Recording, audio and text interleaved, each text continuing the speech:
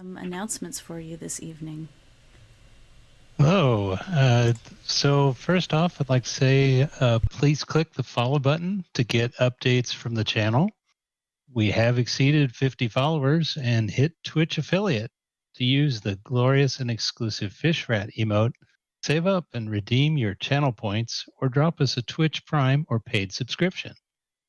Keep an eye out for our social media links on the Be Right Back panel at the break. If you'd like to support the stream financially, please subscribe to Dungeon Meowster on Patreon, patreon.com, Dungeon Meowster. Please join our community Discord channel and try out those sweet custom emotes at discord.gg/YAURB5N. Please be kind to the players and each other in the chat, and no spoilers. The viewers see the Dungeon Meowster view of the maps, so you may occasionally see things the players cannot see. Please don't spoil it for the players by posting about it in the chat. We do play every Wednesday from 6 p.m. to 9 p.m. Pacific time, and check out New Wave Industries, a different D&D campaign on Monday nights from 6 to 9 p.m. Pacific. The story arcs credits. Content from D&D 5e core books, Player's Handbook, Dungeon Master's Guide, Monster Manual, and additional info from Storm King's Thunder. Today's maps and music you can support on Patreon. The Map a Day, Mad, Cartographer, Tabletop Audios, and Says and Piku. I'm saying that wrong. I'm so sorry. Character artwork, Furiosa token art from Aditya 777 on DeviantArt, and you can find their art at deviantart.com/ADITYA777/gallery.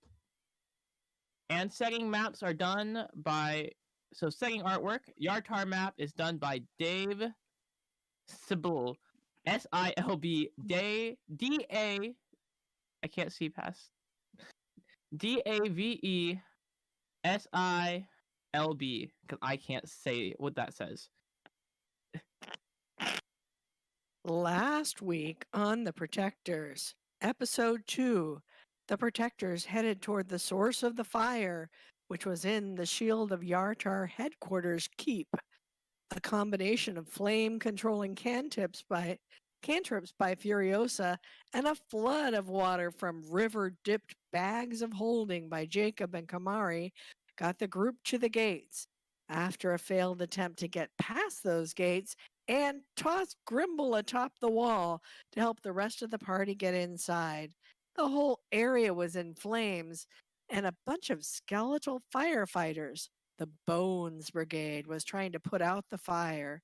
In the middle of all this, there was our old friend Creek the Mouse, leading the skeletons. Creek fought fire with even more fire and helped tip the balance in the party's favor. It turns out the troop's latrine was at the center of the blaze. Ew! Furiosa shattered it, and the party was flushed with pride as they finished off the flames. Aspen briefly turned Creek's undead servant, Golbo, an old party trick.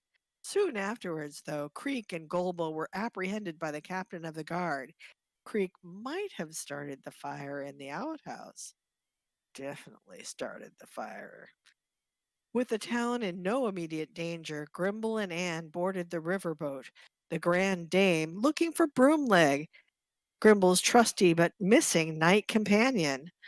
Although a disturbing discovery was made that the boat was propelled by slaves in the hold, no trace was found of Broomleg. As the group plans their next move, though, the boat pulls away. And so, we find ourselves standing here on the dock of Yartar. You've watched the riverboat pull away without you, and you're starting to feel the heat here in town ebb. It's finally around 4 o'clock. That's the day after the initial blast, and so 24 hours have passed, and the heat slowly begins to dissipate. What do you all do?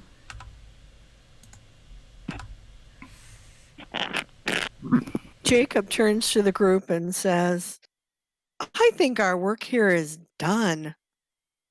We have some other quests to attend to. What say you?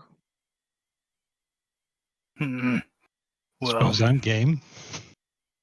I haven't been able to find Bermleg, so I think I'm done with this town. We've been here long enough.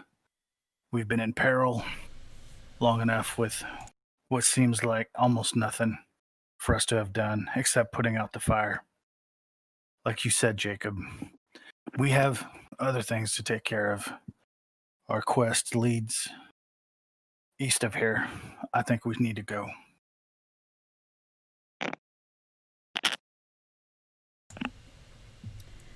So you all, unless you say otherwise, begin to slowly make your way through town. We'd Yeah. like to pick up our animals and at least Jacob is very interested in taking Peggy with. Okay, so as you approach the stall with the animals, you notice that the armored pig is gone because Teapot collected the armored pig on the way out. But Harley. yeah, Harley the pig. Harley the armored pig. Or hog, if you will. But your horse, Jacob, is still there. Peggy is still there. And the mule, who I think's name was Boris, is also still there. Mm-hmm. Is my pony still there? Because I can't ride a horse. It is. You do notice actually that Bermleg's pony is gone. Skittles. Skittles. Is Skittles around Aspen's mount? Yes, as you say that, Skittles kind of trots to the front of the stall that Skittles is in, and snorts snot out at you. What a cute! Is it multicolored Skittle colored? One wants to know. What are those? Is it like a taste the rainbow Skittle situation? It's unicorn snot. Goodness. Okay. So you said it's 4 o'clock in the afternoon. Mm-hmm. Is there anywhere in town where we can get supplies? Because What kind of supplies are you looking for? So here's what I'm going to do. I'm going to pull out the map so everybody can look at it. So I pull out the map and I go, So it looks like our next one of our quests leads us straight east of here to the next town called Calling Horns, I believe. That's what it looks like it says on this map. And it seems pretty far. It seems like a longer trip than it took us to get from Triborg to here. I think we're going to need supplies. And with it being so late in the day, traveling now would not seem like a good option. What say everybody? I'm fine with staying for another day. I will say though, I don't have any kind of mount, so you have a cart or something I can ride in? We did have I definitely had a cart with Boris. Yeah, so I'm thinking yes, we do. Great, I'd appreciate that. Since I don't have a mount either, Furiosa, I'll join you in the cart. Is there enough room for everybody in the cart? Because There's enough for those two people. I should be fine to walk. Are you sure? It's a long way. You'd be walking all day. It's okay. I'm used to long walks. And we can Okay. take turns. I don't have to ride the whole time. If you get tired, Anne, I can always walk while you ride. Oh, I don't get tired. I'll be okay.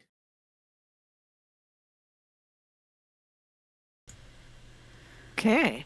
Well, some of us camped right next to the stables last night. I see our encampment still there. Will we camp again, or shall we try to find some accommodation in town?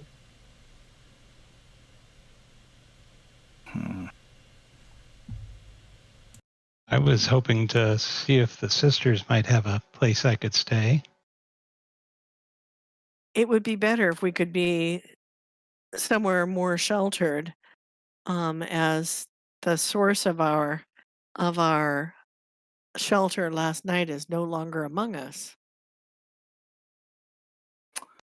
You're right. Well, but what about our horses and the pony? Would somebody be willing to stay out here with them to Oh, keep they've been guard? fine with the kobolds all this time. Maybe they would be okay for another night. All right. Peggy, did you keep an eye on them?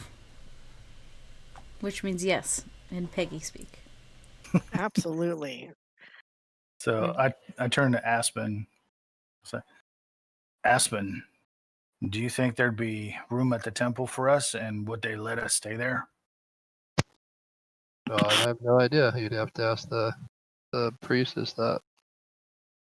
They were booked last time, but the fire might have scared away some of the people who were enjoying the festival. Well, that's the only option I can think of right now. And surely the sisters will remember us. We worked side by side, putting out the fire in the keep. Hopefully they can find a corner for us. All right. I'm not very familiar with Yartar. Were there other temples or places of worship here as well? Not that I could find. This particular town seems to be heavily supported by the Sisters of Taimoura, and they may even have a bit of a monopoly on what is available. Would a religious order do that? Oh my goodness. Jacob is learning new things all the time. Well, let's head over to the temple and let Aspen do the talking. Okay. Be good, Peggy. Let me know if you guys get in any trouble. I think the Temple of Taimoura is within the range where I can communicate with Peggy. I'll check.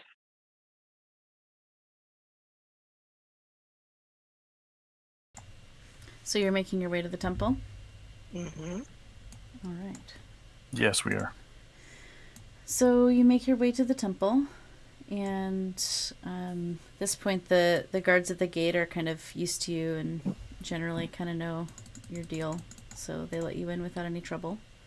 The kobolds are happy to watch your mounts for another night, and as you arrive at the temple, a lot of the folks are kind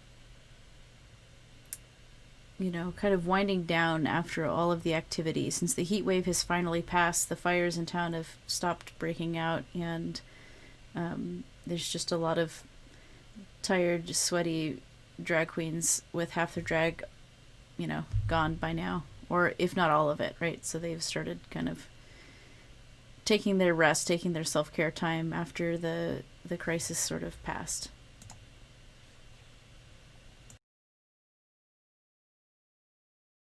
All right, then we walk in.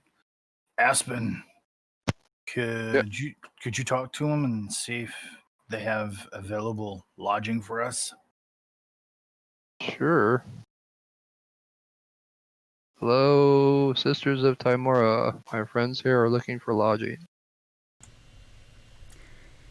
And one of the sisters walks up and gestures with her arms out wide and says, "Welcome, welcome to the temple. A lot of folks have left town, and we've got one of our bigger common rooms available to your group for the evening." So she offers to take you into this room it's got like bunk beds. Basically, it's full of bunk beds. So there's not a lot of privacy, but it is, a bigger space that has sort of a luxurious bearskin rug in the middle. And she tells you that the washroom is down the hall, and thanks you for all the help that you gave her and her sisters putting out all the fires throughout town, and says that you're welcome to stay the night. You don't have to pay I anything. mentioned to my friends that it's customary, or at least for Aspen, to give a little donation to the temple whenever I'm staying there as a token of appreciation. I certainly understand, and although I am poor in the way of coin, I would like to offer my services in any way I can, whether as a healer or to help those who are suffered from some trauma from the fire, whatever I can do. Mm-hmm. Okay. Yeah, there are plenty of people with that need stitches either to their skin or their outfits. So if anyone's good at sewing or medicine, there's another room with some folks that are recovering from the whole experience. Yeah. Aspen, if you'd like, I can. I think we could combine our efforts on any sort of healing. I can throw in a casting of a beacon of hope so that all of our healing has maximum effect, and perhaps we can get these folks on the mend sooner than later. Sure.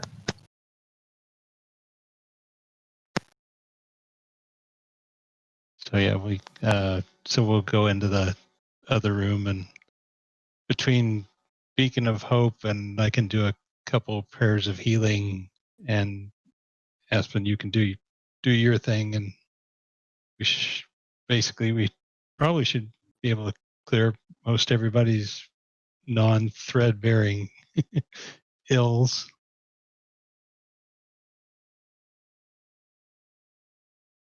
Sounds great. So Grimble's just gonna find a place in the corner, and he's gonna lay his stuff out, and he's just gonna lay down. He's not gonna fall asleep just yet because it's still kind of early, but he's just gonna lay down. Mm-hmm. The ground feels pleasant, cool against your skin with all the trials and tribulations y'all have been through lately.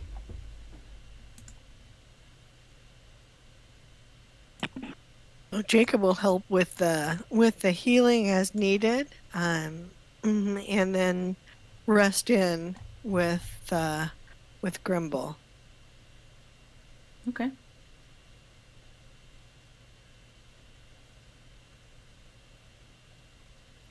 Anything else this evening? Does anyone have anything to say to each other? Anne has some things to say. So Anne wants to go up to Furiosa and Aspen and ask a few questions, if that's okay. Certainly. So, I know that I'm new here, and I just have a few questions. Earlier today, you and that small goblin were conversing about different deities. What is a god, and why do you follow them? Oh, that is a great and very deep question. So let me start with, some of the basics. Are you familiar with magic? Vaguely. So magic and the magical powers that you see displayed, such as healing, fire being, springing to life from nowhere, uh, different effects like that. Those are parts of the weave. The weave is how magic kind of presents itself throughout the world. And as a magic user or one who works through a deity might weave the magic itself into one form or another. And my god Mistra is basically the one who tends to the weave. When she had died in a previous incarnation, that was the start of the spell plague. And when magic did not work properly because she was not there to tend it. But a few years ago, she reappeared, and once again, magic returned to its normal form. So I pray and have a deep sense and actually a personal familiarity with Mistra. So I know these are probably vague concepts at the moment, but it's sort of like life. You have to experience it in order to get a deeper understanding. So, how many of these gods are there? Oh my. Well, they come and they go. Aspen, if feel free to jump in here. I don't mean to hog the whole conversation here. There are lots. Certainly. What is there to your god? Lathander is the god of life and light that I follow. The god of life? Life and light. Yep. Lathander gives me my powers. Without Lathander, I would not be able to heal people as effectively. I would not be able to smite my enemies. So, Lathander is the god of life, yes? And light. Don't forget the light part. And light, of course. So, if Lathander is the god of life and light, Well, why would he Lathander's want you one to of the smite? gods of light. Because there are those things that aren't truly living. And there are those things that create those that are not truly living. Well, what? Those What are ultimately smiteable. Well, Anne kind of stammers. What does it mean to be alive then? What does it mean to be alive? Yes. It means to breathe, to think, to react, to be able to produce more of your kind. And ultimately to end, Jacob says, looking up. To be alive means you have to embrace the end of things too. Well, there's some around this world that seem to be able to break that rule so far. I think I understand. Thank you. I'm sorry to bother you both. Well, actually, Anne, if you think you understand, be assured that you do not, because neither do I, and neither does Furiosa here. All we can do is impart some of the information that we have, and true understanding will only come when you meet the gods, and maybe not even then. Yes, definitely not even then. When I die, will I meet the gods? No idea. Who do you worship? I don't know. I Hmm. guess I've never really given it much thought. Well, I can tell you that Lathander is awesome. Yes, and yes, we will not try and coerce you into any particular path, but if you are interested, I'm sure each of us is willing to have a further discussion on the merits of each of our gods. Okay. Well, Uh, this has been eye-opening. Thank you for your time. Well, certainly. Perhaps as we're traveling, we can discuss this further. I mean, there's so many things to talk about. The universe is not just what we see, but there are different planes of existence, the inner realms, the outer planes, places where the gods walk, et cetera, et cetera. We can certainly spend time on all those things.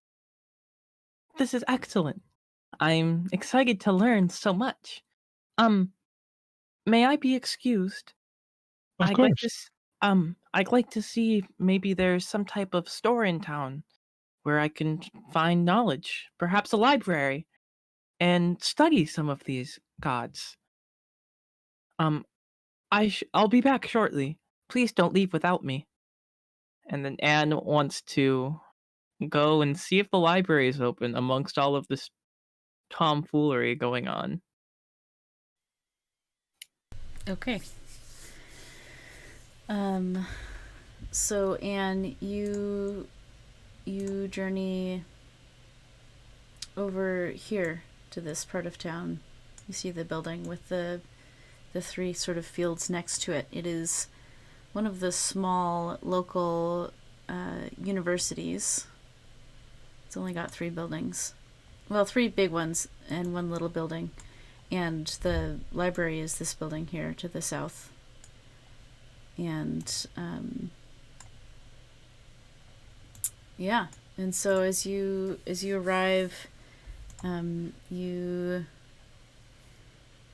see that it's gone on towards 6 o'clock at night or so at this point. It took you all a while to kind of settle in and help out.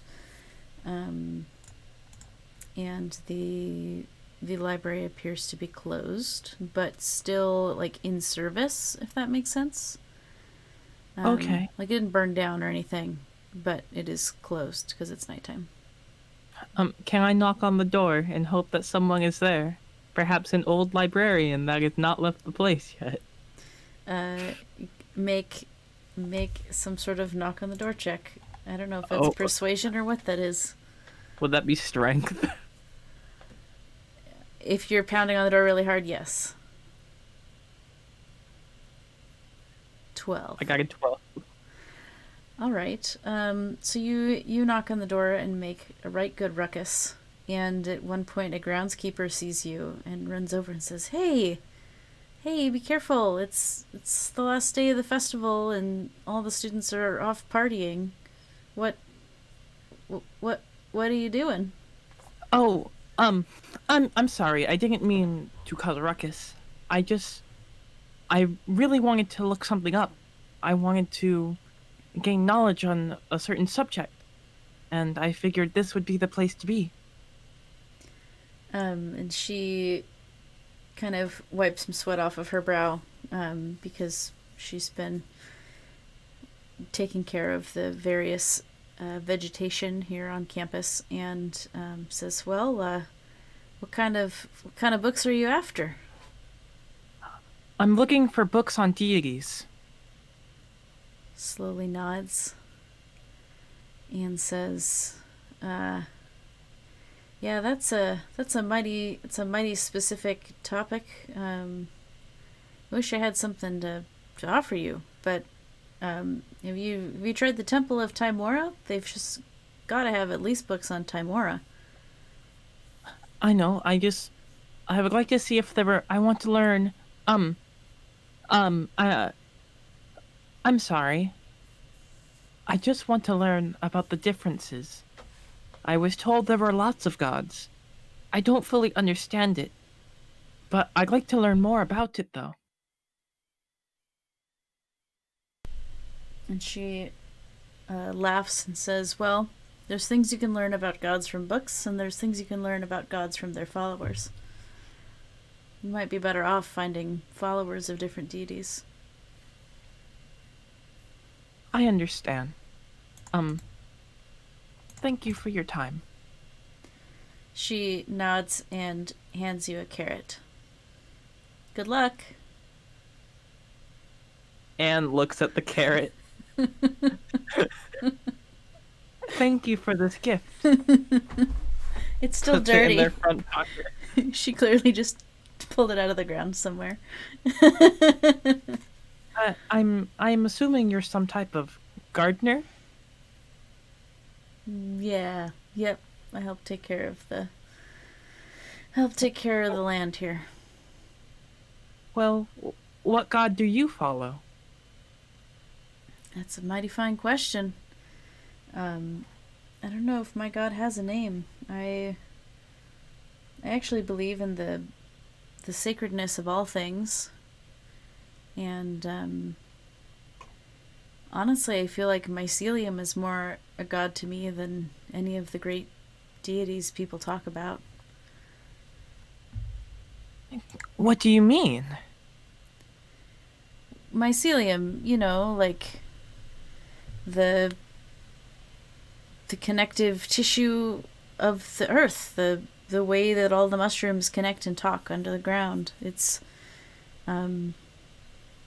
really phenomenal, and it's a way to actually be able to tend to and touch your god, which I think is beautiful. So gods are not just people? Well, I don't know about all the gods. I'm definitely just a humble farmer over here, humble gardener, not much of a fancy person, but yeah, I mean, it definitely seems like to me at least, the earth is alive. So when I'm gardening, I am in my holy place. Thank you for your time. You have taught me more than any book ever could. I wish you a good day. She grins and hands you a dirty radish. Here, have one of these too. They've got extra kick this season. Anne holding both a carrot and a radish in their hands. Ah, thank you. An avocado. Thanks. So Anne is going to walk back, staring intently at this carrot and this radish. Not because they can't eat it, but because they're curious. These things are alive? How? So, Anne has a lot to think about. So Anne is very lost in thought on their way back.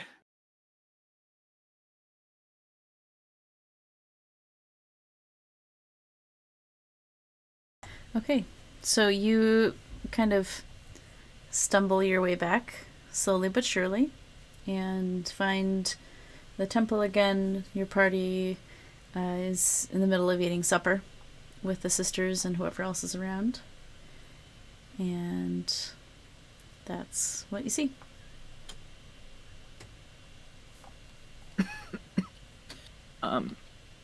So what Anne will do is Anne will walk up and just sit at the table, still clutching this carrot and this radish. And join us. This food is delicious. I'm Oh, less sure about what you have there. thank you, but I'm not very hungry. Oh, okay. Not to be disrespectful, I understand that the food is probably extremely delicious. I'm a very light eater. Which is Okay. funny because Well, they're like come 7 come foot sit tall. with us. Come sit with us. Of course. Thank you.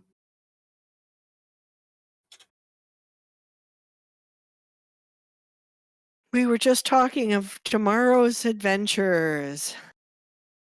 We have several quests on our way from our last adventure in Phandalin. And Vandalin. we're in Phandalin, a town nearby.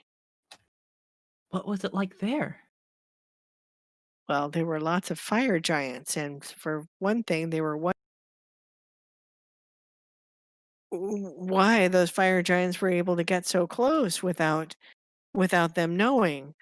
And we have some bridles to deliver, and we have other side things to check into, like getting a letter of recommendation for our protectors, and there's several things that we need to do. So Jacob said, "Oh, right, not Vandal, and that was Tribor. Goodness, I'm afraid my attention is so into this delicious soup that I got it wrong. But in Tribor, It's that's like where the fire giants were. your group has gotten around quite a bit, it sounds like. Yes." Yes, we did. We protected Tribor the best that we could, and now we need to find out why they were put into such danger and not given notice. So Grimble rolls over, faces the group, and goes, "If y'all aren't afraid of fire giants and beasts and whatever may come our way, please join us. But beware, or be not be afraid. Sorry, but beware. This is not going to be an easy road." You don't Well- learn a lot if it's too easy. What is a fire giant but just a large human? I fought plenty of humans before. This shouldn't be much different. You'll see. It's a little question of different. scale, Jacob says. A question of scale. Think of it like this: if I'm a regular human, But you're not. You're a small man. analogy. Think of me if I was a regular human. A fire giant would be to you, to your size, to me. You are 3 times my size. A fire giant would be 3 times your size. I'll just have to punch 3 times as hard. Sounds like a great idea. I hope it works. Maybe they can be reasoned with? None of the giants I've ever come across can be reasoned with. Most humans I've come across can be good, but I've not met a giant who's nothing but evil. Well, Have you met a giant, Karami? Unfortunately, I've met my fair share of giants. They're not the most pleasant of beings. They're not that smart, the ones that I was with, but they're not good. Give them that. well, humans are evil too, but they can be conversed with. Maybe we can discuss something with them. Humans are not evil. They may have evil thoughts, perhaps, but in themselves, humans are not evil. Well, Jacob does not believe that humans are evil. well, you all haven't gotten out beings enough yet, can be Jacob. evil. well, what makes someone It's true, evil? I am new here. As much as we can be good, there are others who can be equally as bad. And perhaps maybe even giants can be good. Perhaps they can. I just have not met any of them in my past. Well, when we come across any, I'll let you talk to them. I'll try my best. Anne says in fluent giant. Karami responds back in fluent giant. Good luck. I wish you well. I'll be there to destroy them if it goes south. Perhaps you shall. Wow, Jacob looks from one to the other. Is that giant? Ew, that grates my nerves to hear it. You should probably have that checked out. What? Your nerves. You My said they're nerves? grating. I don't think that's very healthy. Well, Karami lets out a belly laugh. She can't help it. If you think that's grating, you should try. And Furiosa switches to Infernal. How does this sound? And it comes out basically like the pit of hell is speaking to you. Jacob leaps to his feet, hand on the hilt of his great sword, Stand back, ye creatures of evil! Oh, wait, Furiosa, don't do that to me. Sorry. I I see what didn't you know you mean were about triggered evil. so easily. Oh. Mm.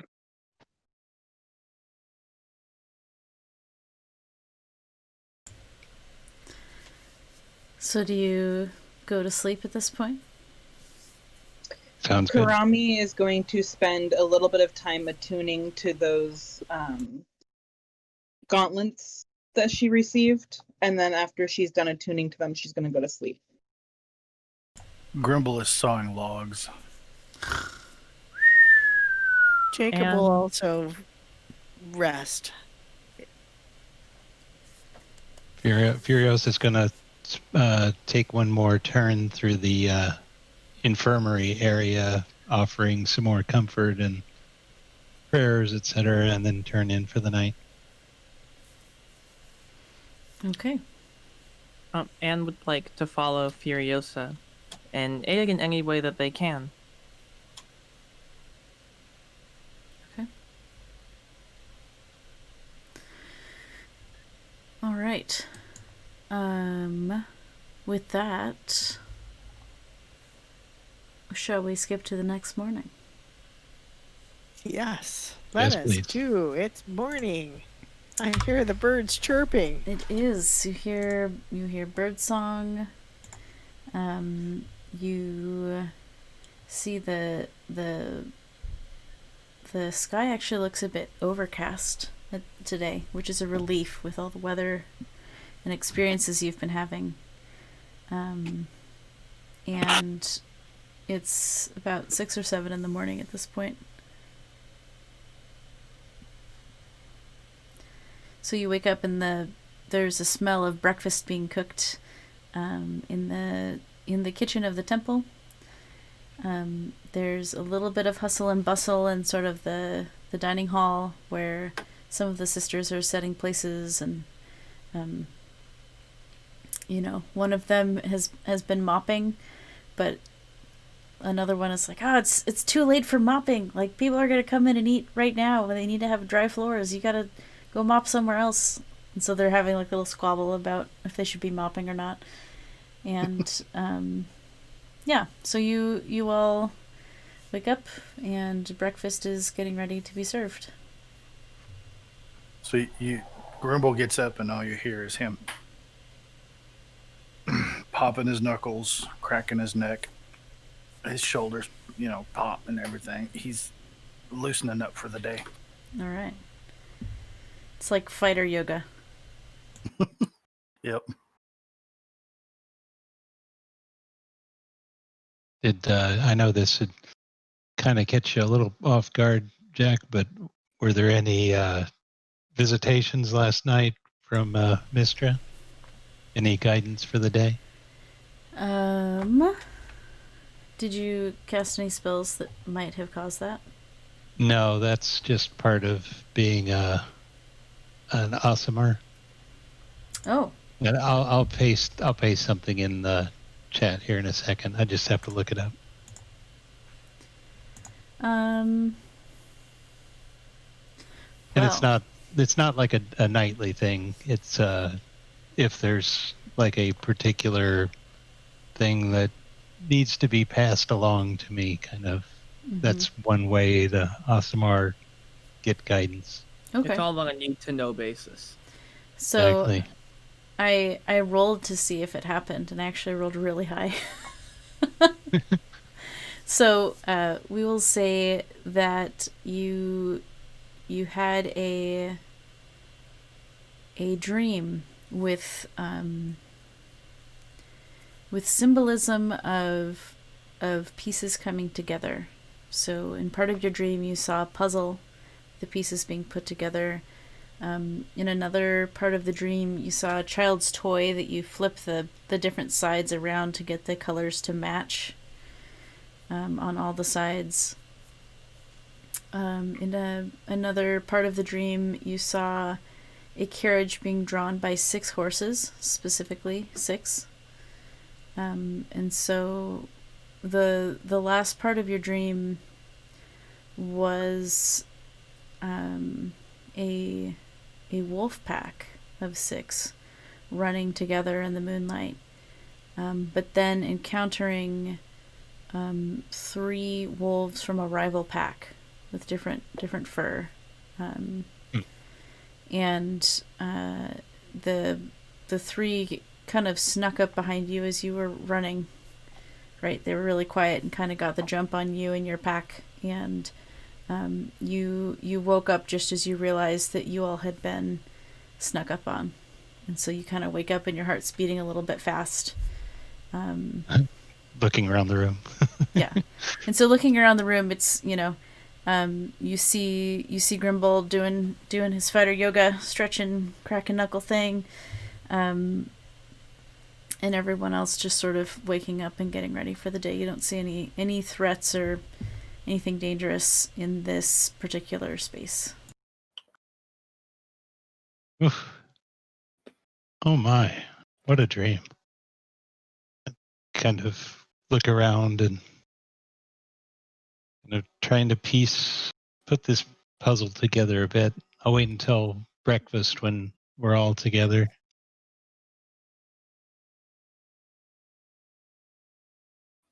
Once all 6 of us are together, I'll kind of over breakfast conversation say I had a weird series of visions last night. It was different representations, I would say, of the 6 of us. Like the easiest one to interpret was us as a wolf pack, and there was a group of 3 from a rival group that snuck up on us, and I was awoken by that. But there are multiple representations of 6, much like there are 6 of us traveling together or will be traveling together. So Mr. may be telling us to keep our guard up, especially over the next day or so. On the lookout for wolves? No, that's more symbolism, I think, because we were wolves. More that there might be someone who's out to get us. I don't have any particular enemies. I don't know if any of you would have had a run-in with someone, but it was like a rival group was coming to do harm to us, and they caught us by surprise from behind.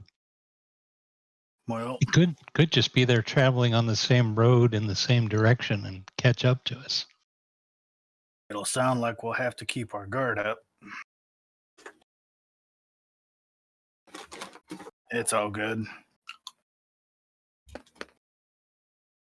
Well, let's go get some food and figure out how we're going to get provisions for the trip. So you have a very simple breakfast of grits or polenta. It's kind of the same food by different names, I think. And you each have 1 boiled egg with it, so you have a little bit of protein, but not too much. And as you're getting ready to leave, one of the sisters, who's in a kind of chef uniform or cook uniform, comes out with her apron, and is wheeling a little cart full of goodies, and says, I hear y'all are heading out today, and I just wanted to make sure you had some food for your travels. So we prepared a couple of non-perishable things for you to have on your adventures. So she hands you this sort of like cart full of things to eat and take Cart? with you. Yeah, so you don't get to keep the cart. But No. you can just unload the food off the cart into your bag. So what are we estimating? How much? six people for 10 days rations. So 60 rations of food. of dry food. Trying to figure out how long is it going to take to get there? I've got 10 days of my own rations. I've used up all mine. I only have 1 day left. I would feel a little bit better if I had a little bit more in my pocket. But I thank them very much for the rations. That's a lot of food for us. I mean, 10 days worth of rations is pretty good. Yeah, very generous. Thank you Yes. so much. We appreciate your kind thoughts. And I'm going to donate 5 gold of my own. Jacob also reaches into his bag and pulls out a donation of similar amount. Thank you for all that you do. You are so wonderful for this town. The way that you worked last night, we couldn't have done it without you. And thank you again for your hospitality. I echo Jacob's kind words. May Taimoura and Mistra bless you all.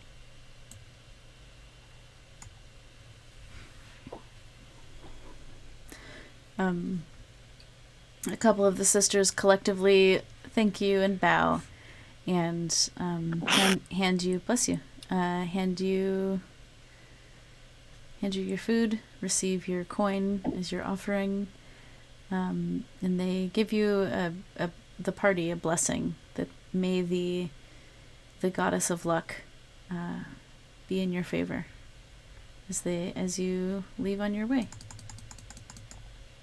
Thank you, thank you. All right.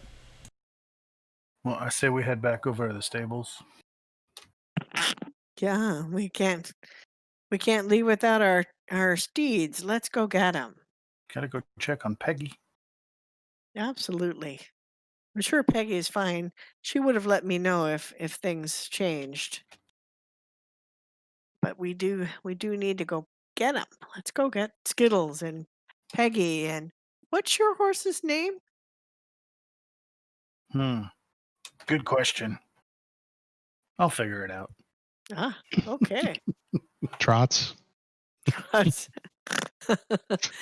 Tiny. I do like that one. I'll call her Tiny because she's smaller than everything else. Ah, there you go. Tiny trotters. So you collect your steeds and make your way out to the road. You're Yes. on the road again. Back on Evermoor Way. Indeed. We're trucking on the road again. That's right. I know. You got to hear that Willie Nelson in the background. So how far is this place, Jack? The nearest town? Because I know... Are you talking about calling horns? Yeah, because that's the nearest town. According to the map, that's the nearest town, but it doesn't say how far, really. Yeah, when I measured it, it's... oops, that's the wrong button. It's around... Oh no, fight. No fight. It's around 100 miles to calling horns. So that's what, 5 days? It's 4 days. You can travel 24 miles in a day at regular speed. If you're trying to be more stealthy, it takes longer. If you're trying to press your luck and go fast, I think you can get up to about 30, but you have like disadvantage on stealth and all kinds of stuff if you're just hauling your patoots along at that speed. Don't really want to do that with a cart full of food and people in it. And then from Calling Horns, it's another 2 days to Nonar's Hold, roughly. You have a couple hours extra at the end of the travel, but it's about 2 days. Okay. So. Yeah, I can't. I can't hear the music at all. To get there. Can you all hear the music like in your roll 20s? Because I can't hear mine at all. I just turned it off, I guess. But Yeah, it just stopped just before you said that. okay, so it's my computer that's not playing it. All right, I'll troubleshoot that during the break. But Okay. here, Well, here's Overland with Oxen. As we're on the road, Mm-hmm. I'll It feels good to be back on top the- of Peggy. So as we're on the road, I'll trot next to Anne, and I'll say, "So, have you really not seen any giants before?" Nope, never in my life. Where are you from? If you've never seen any giants, I'm from somewhere. Let's to put it plainly, I'm not exactly from around these parts, partner. partner. Well, it shows if you don't know anything about giants. But you speak giant. Yes, I was born with it. Oh, so you know languages just instinctually? Yes. Well, only two. I What guess. two are they? Well, common and of course giant. Ah, excellent. Just checking. Yeah, I guess I just woke up and I knew how to speak it. And well, I hear that there was a giant problem back where I came from, but it was solved by the time I was born. Oh, so your parents taught you? I guess you could say that. They didn't really teach me so much as they just kind of told me. Well, in many ways, that's what teaching is, especially for the newborn. It's Yes, just being of course. told. Of course. So, as we're traveling along, did you want to know more about the outer planes? There are outer planes? Oh, certainly. I learned all this growing up, and Furiosa starts into a long discussion on each of the 17 planes of the Great Wheel. Interesting. With that conversation, Grimble trots back a bit, lets him speak. Grimble's not much of a faith person, so to speak. He's had a hard life, so he doesn't really believe in that stuff. Maybe someday he will, but right now he's just doing his thing. So, Furiosa, Mm-hmm. the other day when I asked you and Aspen, what does it mean to be alive? And I remember Aspen saying that you have to breathe and you have to have all these aspects. Do you agree with that?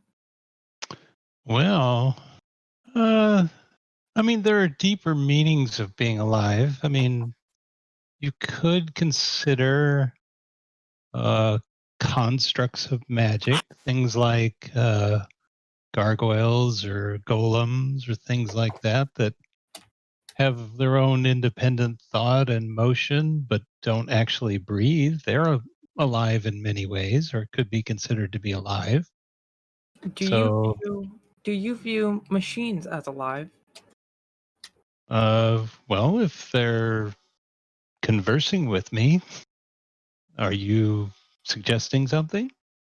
No, nope. And they like pull their hood, like their bare skin, just a little bit tighter. Nope, I'm just food for thought, asking for a friend. Understood. Um, Should I do like an insight check? Sure. Do I have to roll against this? You can whisper deception or persuasion, whichever is true. Good luck. do I need to do what would I have to do? You're gonna whisper your roll, so you hit the GM button when you hit the button. And you get to pick either deception or persuasion depending on if you're telling the truth or not.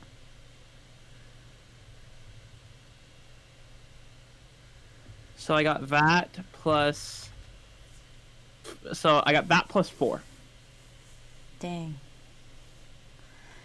Well, Furiosa rolled higher than you, friend. So what does Furiosa infer? Yeah, well, that's kind of what I'm asking. Anne, what am I inferring from you, Anne? Well, You seem to be deeply interested in the meaning of life and machine. Are you? I mean, we both could have secrets that we could share if you'd like to share something. well, this conversation is nerve-wracking, and to put it lightly, if I could sweat, I would right now. But let that be the answer, I guess. Well, I think I understand what you're trying to say to me, and I would share something similar with you, as Jacob has already discovered, and I am actually very close with Mistra in that I share spiritual energy, you might say, that makes me a target of the forces of darkness, so to speak. So you might consider me part celestial. Okay. I don't fully know what that means, but I think I Well, understand what you're saying.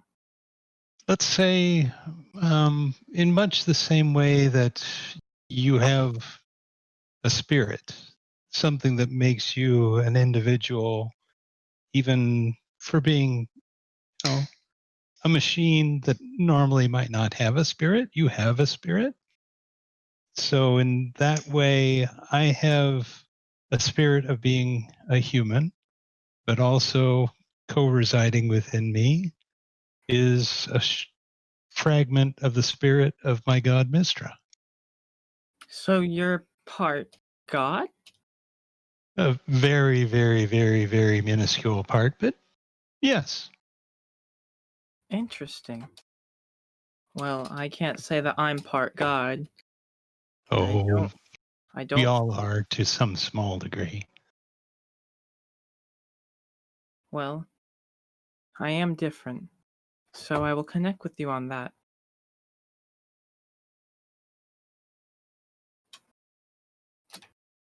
But in time, I'm sure both our secrets will be shared within the group, but I will not share it before you share it with them.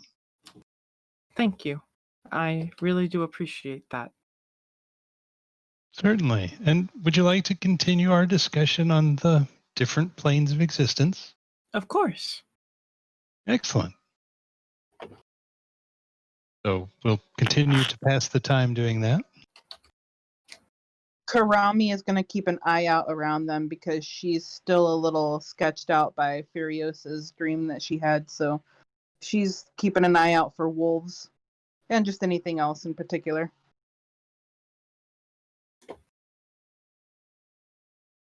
All right, let's get a perception roll from Karami, keeping an eye out for wolves and whatever. I'd be, Grimble would be doing the same. Okay, so we'll get one roll from each of you. Yeah, I believe Jacob as well, as Jacob tuned that discussion out when it got a little long-winded. Jacob is a person of action. So in general, if there's something that the whole group is trying to do, I will usually just take 2 rolls. Or one person can roll with advantage if the party is aiding them. So if you have someone who's really good at something, like for example, Grimble and persuasion checks. I think Grimble has like a +7 or something. You know, it might be wiser for two people, like to let Grimble roll with advantage by having the aid of someone else in the party, than having Grimble with a +7 and someone else with a +1 in persuasion to also roll. You know what I mean? I see. Yeah. This is part of the beginner D&D hot tips. That's right. Two Okay. +7s beats a 7 and a 1. Yeah. Yeah. Now Jacob's got a +3 on insight, if that's what we're rolling, but Well, we rolled perception, and so Karami and Grimble Perception. both rolled. Karami got a 19, and Grimble, you got a 15. So Karami and Grimble, you see some heavier storm clouds rolling in.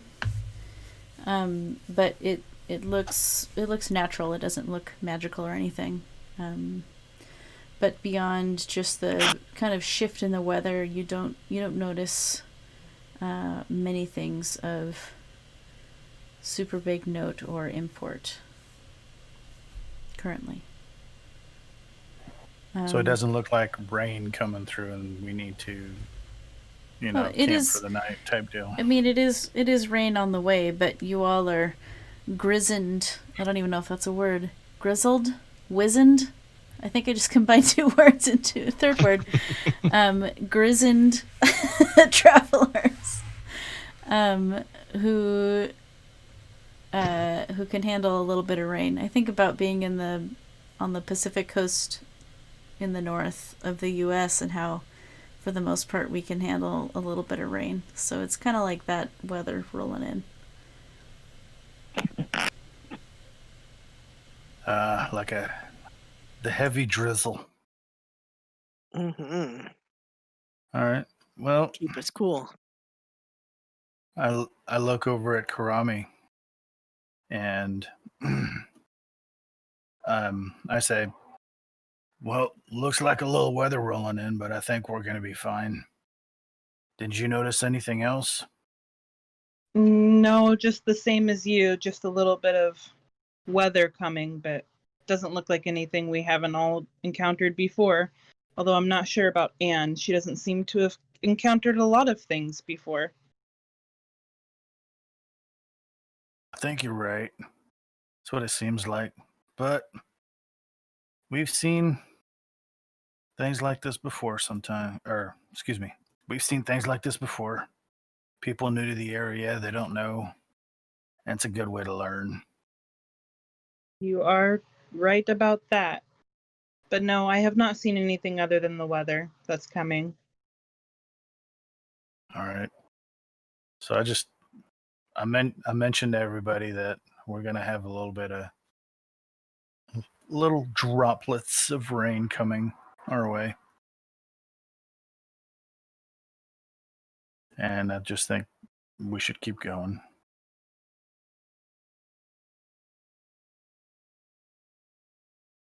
As the rain, gets there and kind of starts falling a little bit. Now that we're out of town and far away from most everybody, Furiosa finally pulls her hood down, which she's basically kept tight to her head or forward at all times. And you can see that she's been hiding that she's more than average attractive and you could kind of tell from her voice and actions she's charismatic, but even more so fully exposed, and she's enjoying the rain droplets on her head, all the kind of sweat that builds up from having a hood up all the time is uncomfortable.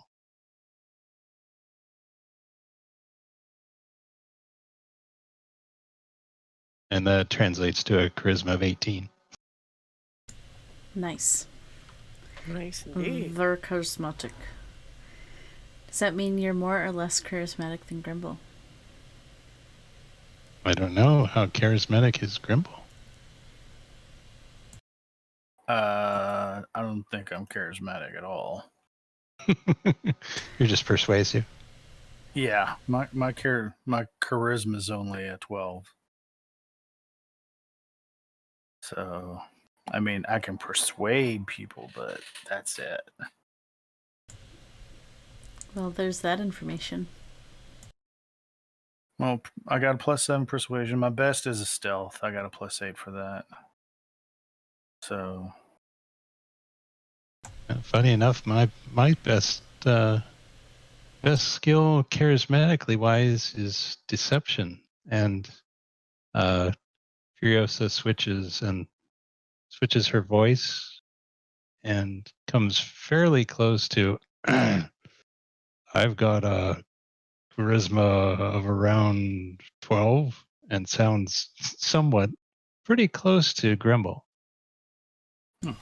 Nice.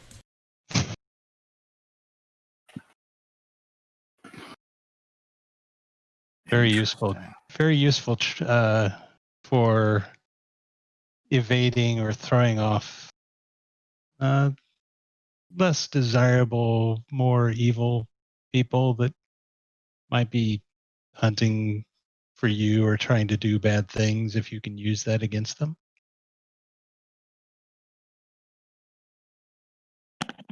That's a good thing. Nice.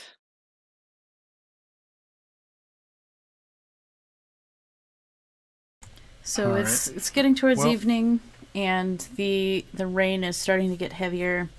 You're starting to hear the roll of thunder in the distance, and you conclude it is probably time to pitch your tents and set your watches and settle in for the evening. I'll set my sundial. I would say, given Mister's warning, we may want to pair up if we're going to do watches, at least for the first night or so. I don't have a problem with that. Oh, Jacob is feeling well rested and is happy to take a first watch. I'm happy to help with whatever watch.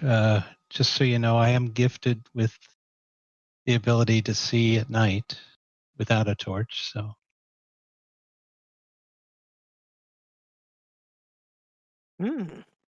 That's really handy. Yeah, I'm glad you've decided to come with us. I'm actually very excited to be out here with you. Thank you. So who else is available to take a watch? We Aspen will watch. Yeah. Do you have a preference, Aspen, as to which watch to take? I'm always last watch. I thought you guys knew that. Because of the Okay. light? Would that be why? I need to greet the morning. Ah, very good. I'll take the watch with Aspen. I'm willing to take the middle night watch with whoever. So we are only 6. Shall we have 2 apiece and 3 watches? That's what I would recommend. I like that idea. I'll take a watch with you, Jacob. Okay, well, let's get this party started. And you and I, middle watch. I believe Anne And has stepped away Anne's for a moment. Mute button is on. I'm sure Anne would be happy to take a watch with you. Yes, Anne's mute button is engaged momentarily. Yes, that sounds excellent. Excellent. Anne is back. All right, so let's get 1 perception roll each for first watch.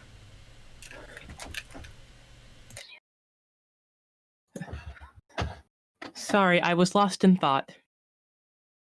Oh, no worries. I was dropping heavy information on you. Mm.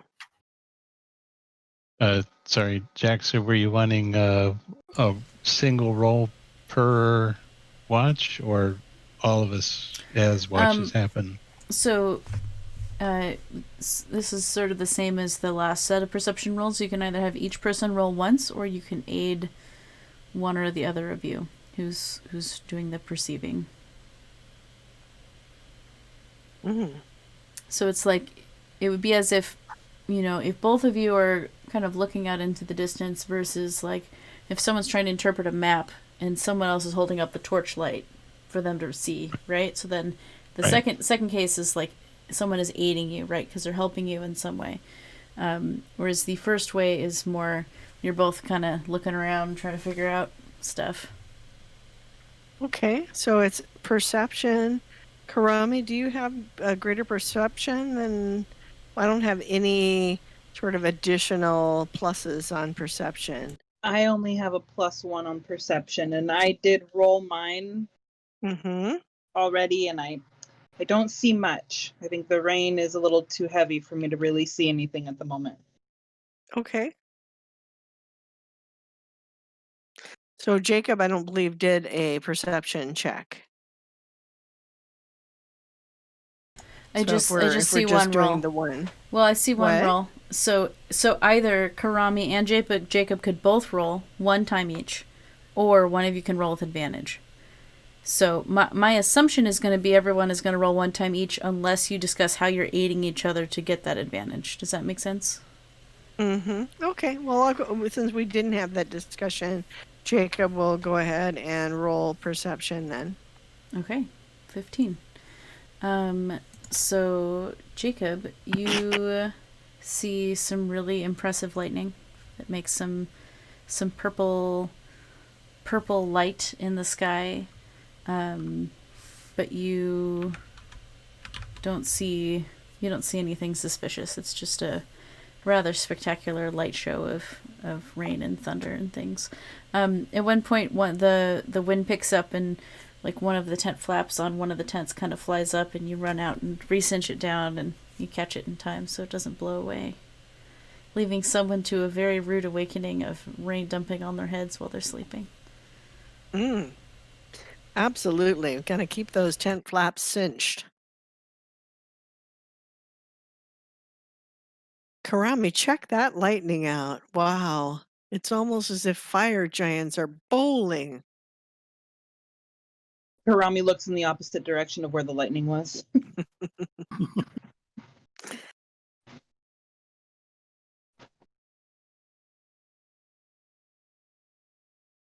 All right, so Okay. the first watch passes without too much trouble. So who's on second watch? Was it Anne and Furiosa? Furiosa. Yes. And Anne, are you? Do you have the ability to see in the darkness without a light? That is an excellent question, and I believe I don't. No, I can't. Okay, perhaps we should combine our efforts. I can, and if you could help me out by seeing if you could pick out certain noises, we could focus our efforts to keep ourselves safe. Of course. Okay, so Anne is listening. Furiosa is looking. Let's see what your roll with advantage gets you. A 14. Furiosa, at one point, you notice, that the wind has picked up substantially, and there's a lot of tree branches flying out of the trees at different moments.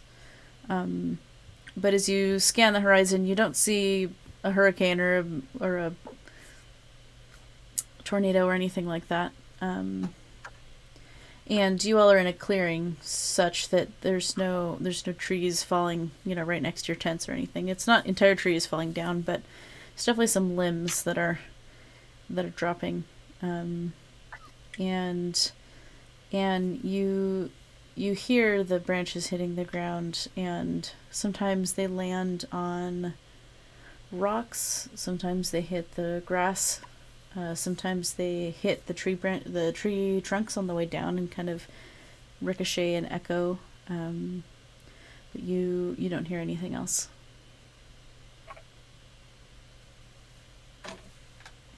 Oh, and I didn't even think to do this until at least partly through.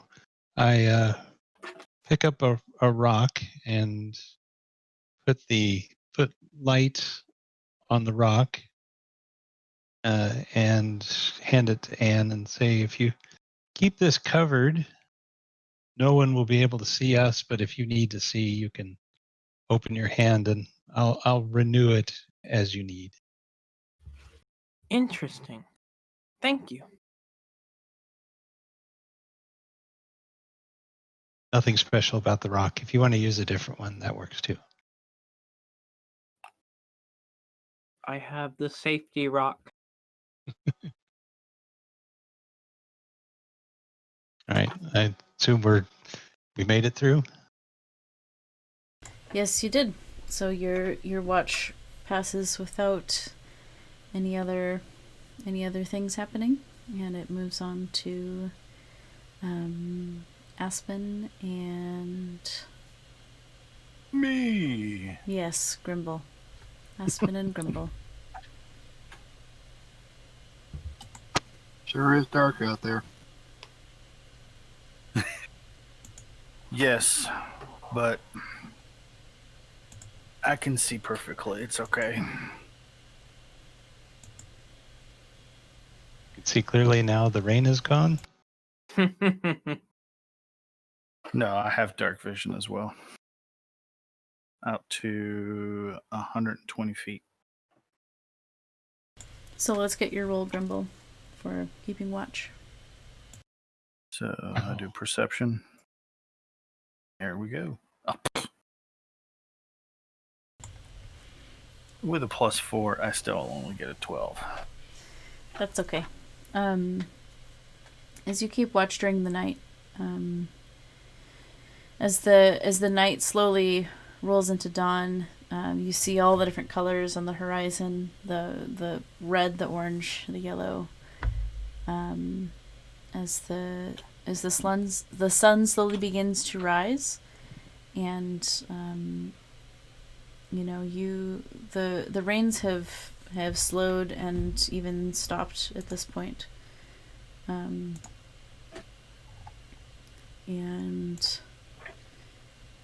you start to hear birdsong. And chanting. Oh, Lathander, thank you for lighting the day for me. Another day to see the way. And I'll do my fighter yoga. Crack knuckles. And my neck and all that stuff.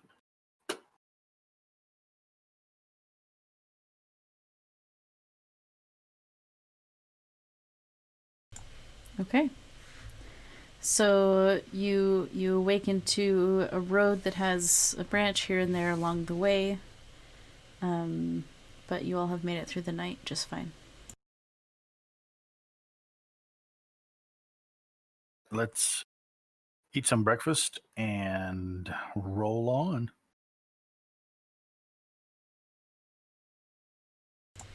Okay. So you all roll into your second day of traveling here. Let's see.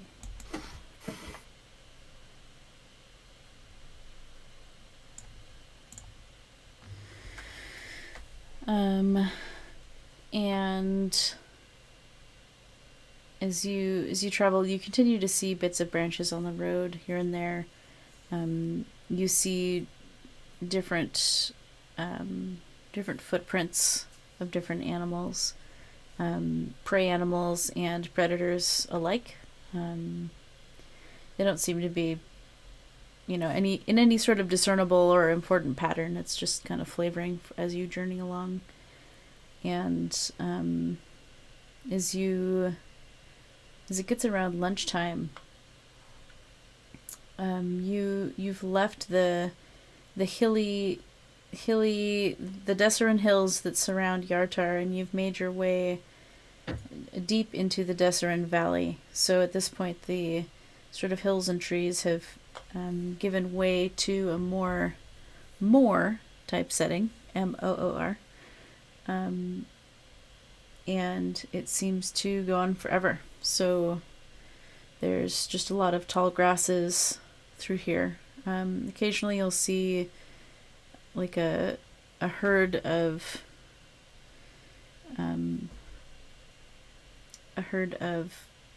deer, gazelle looking creatures out in the distance. And it's around lunchtime. What do you all do? So as I was passing the time, I assume, Anne, you're still interested in more religious stuff. Of course. I start throwing in more effects. I use thaumaturgy for describing different parts of the plains or different creatures, or I'll change my voice, change my eyes to burning red, or cause a tremor in the cart, just to give some extra flavor to the storytelling. Anne looks in amaze.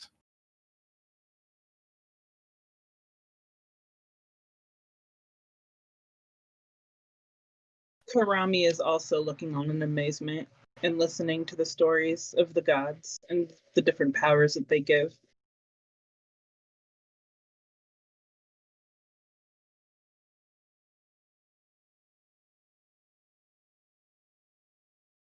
And Grumble's also paying attention, but now he's kind of wondering, who is this Furiosa? You ask?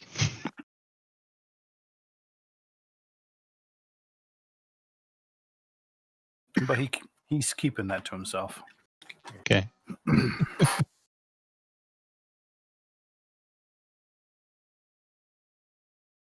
So I think we're just gonna eat lunch on the move. Okay. So you all continue your journeying until the early evening, and you come up to, well, let me show you what you come up to. Ooh. I gotta scrub through all these maps. You're gonna see the Grand Dame for a second, just ignore that. I'll keep going.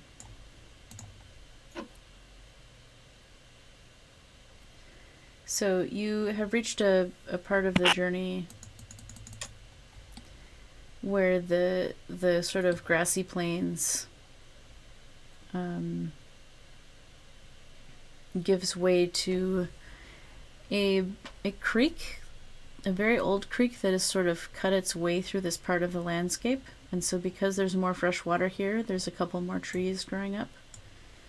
And you see that this location over here is perhaps a good place to pitch your tents for the night. So I can't see anything. Yeah, I can't back. see anything either. It's all dark. All right, let me... Yeah, nightfall has arrived rather early and precipitously. Boop.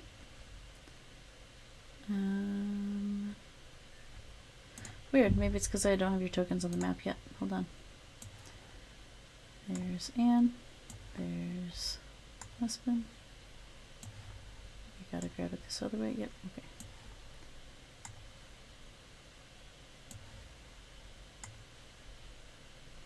It's funny, your tokens are all weird sizes. Furiosa, you're so big. Jacob, oh my god. I'm What? giant. I've turned tiny. Can you all see now? Yes. Can you see the whole map or just the corner? I see a little area with tents. Yeah. It's smaller than Crimble. Yeah, just the corner. Oh. I don't, Jack, I don't know if you've got my vision set to 60 foot for dark vision, because it looks like it's not far enough out. Yeah, there shouldn't be any darkness on this whole thing, so clearly I've set something up wrong. We are about at 7:30 now, so maybe this is a good moment to take our break while I fuddle with things. Sounds good. Okay. Be back. Woo. Sounds good. Yeah, so let's take 10 minutes and we'll come back at 7:40. Cool. I will see you then. All right. See you all then.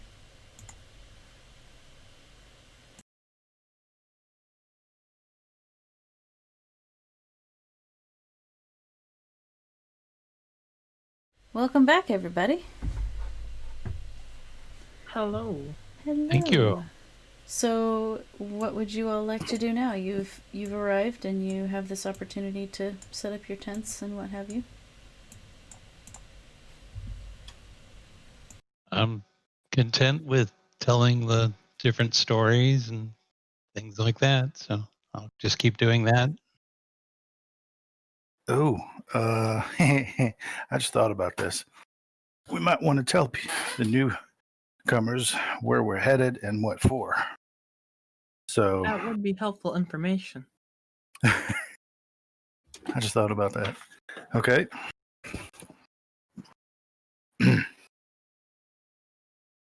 So Grimble's going to sit by the fire. And he's going to ask the party to go ahead and close on in.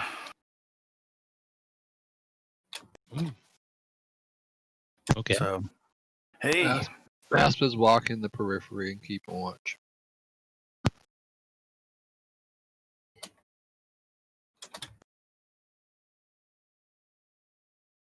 So we've been traveling for a couple of days, and I've neglected to mention why we're headed east.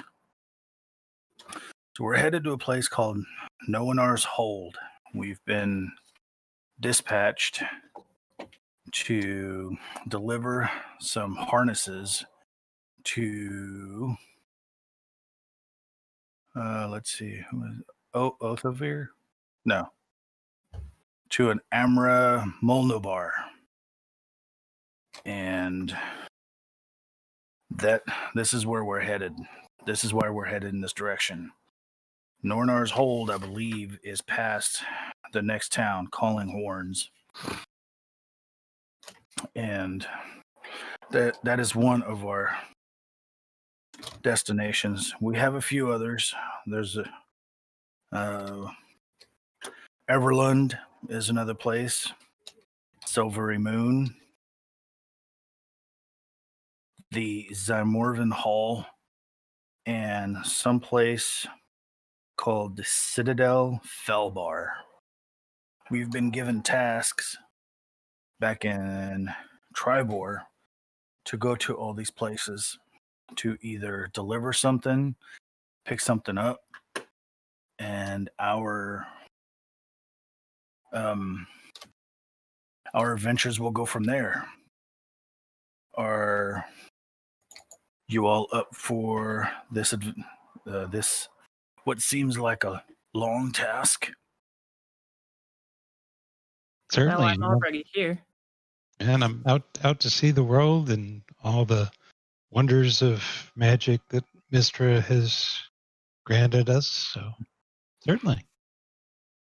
So And- even though we're going to Noanar's Hold first because it's along the way, Jacob mentioned. Say again? What does Jacob mention?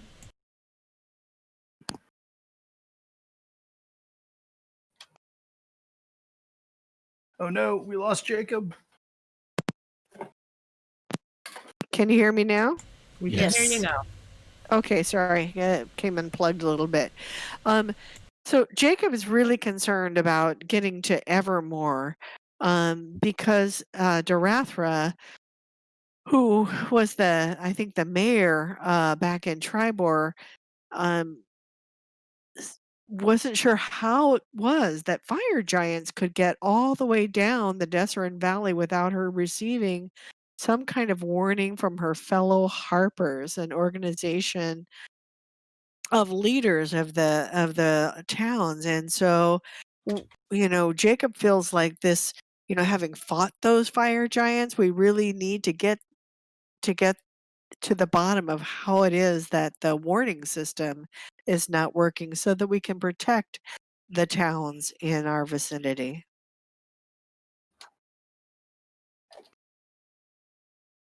Although I do have the cask of harnesses. I've been carrying that around with me. Well, it seems like Nonar's hold is on the way to Everlund. Yes.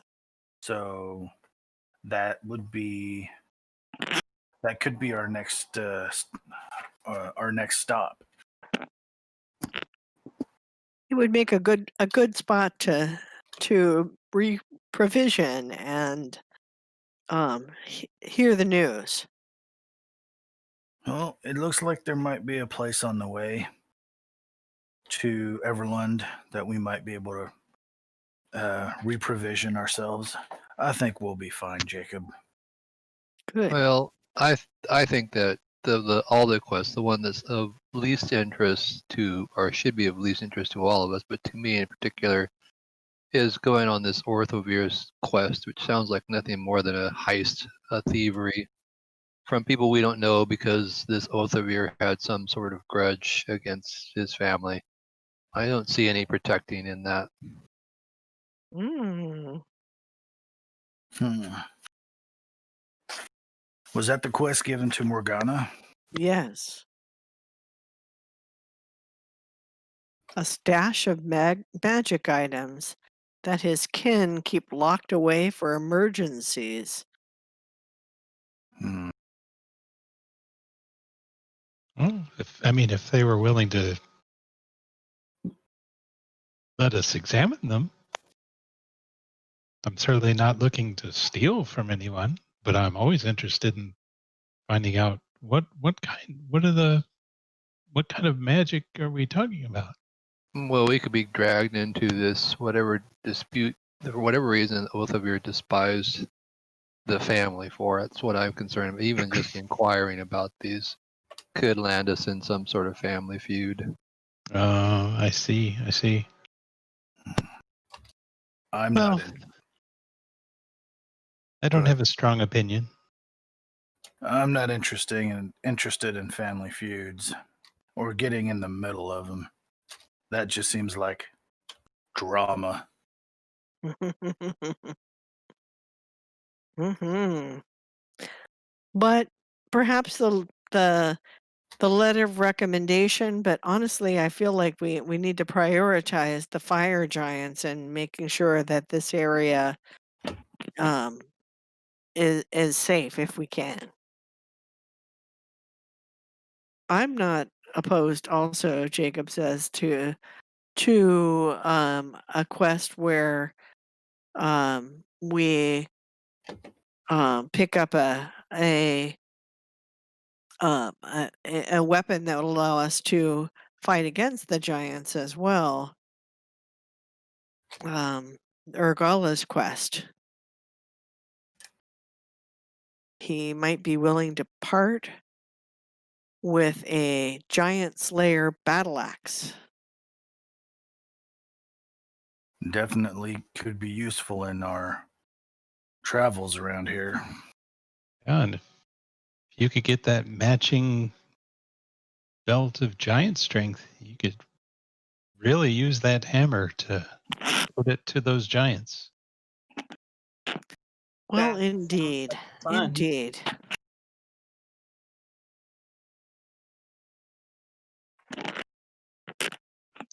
My friend Karami has been telling me that these are not good people.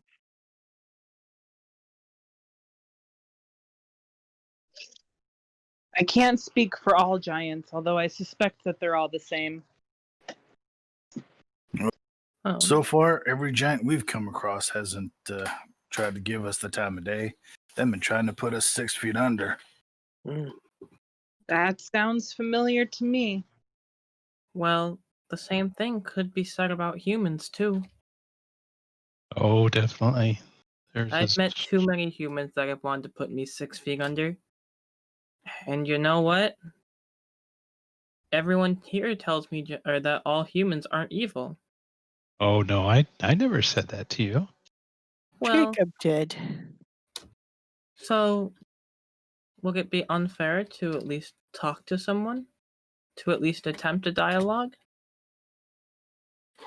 Because I've met a lot of humans that have been no better than these giants we speak of.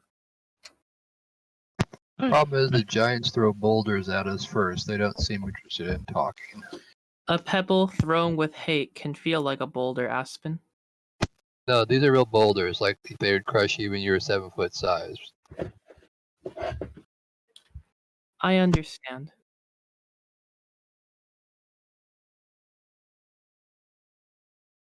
We'll cross that road when we get there.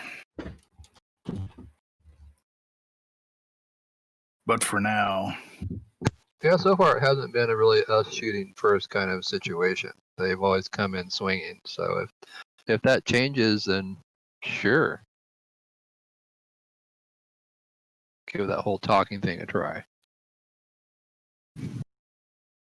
Espen, I think the gods are trying to tell you something. Chat. I don't think these giants will listen to me. Heck, I don't think they'd even hear me. Roll. Yeah, Jacob does not believe that those giants would have much of a uh a use for him either, besides target practice.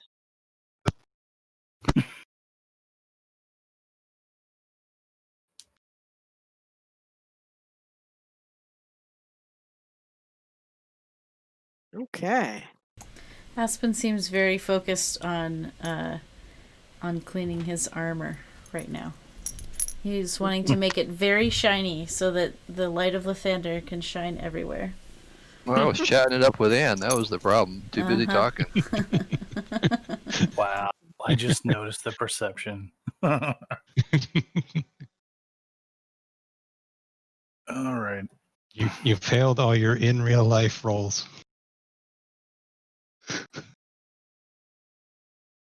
Too bad you don't have luck.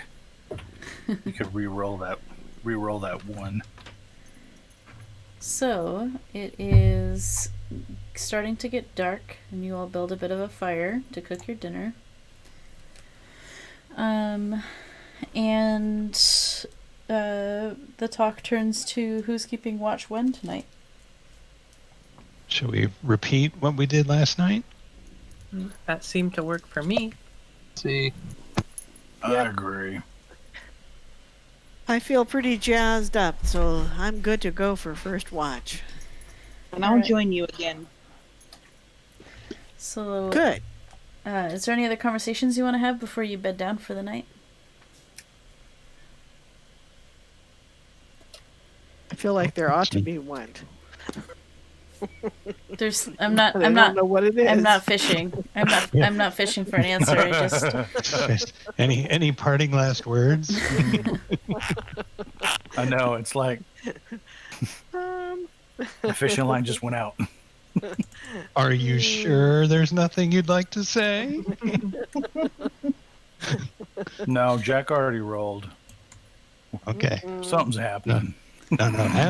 That was Aspen's roll. How do you know I rolled anything? Lucky guess. Intuition. The luck feat for halflings. They And just know. dwarf or halfling intuition is not something to be trifled with. Aspen sees signs in everything, or omens in everything. It's part of his background. That fire. Furiosa has that same trait. Oh, really? Yeah. There's omens all around us. I don't know who these omens are, but they're everywhere, I hear. Yeah, because Furiosa's a acolyte background, so probably where we share that. Exactly. Exactamundo. All right, Grimbo's going to crawl into one of the tents and bed down for the night because he's got to get up early. Mm-hmm. Do his fighter's yoga. You got to build up all that popping and cracking somehow. Jacob banks the fire down so that it's less of a of an attractant at this point, and we're all done cooking. We're all done sitting around it. So Jacob is banking that fire, and inspecting the perimeter. Yep.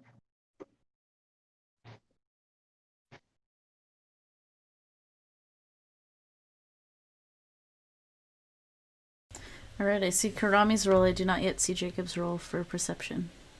Ah, that's because Jacob was distracted.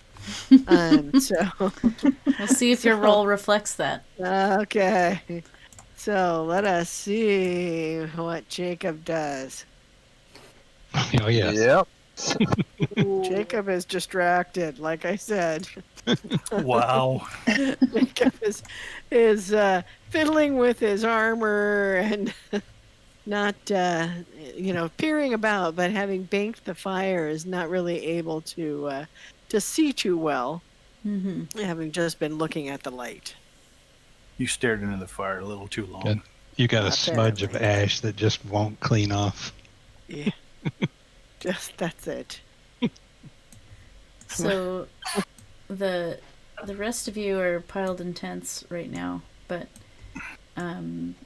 Jacob is tending the fire. But Karami, you notice a rustling in these bushes across the bridge, across the way.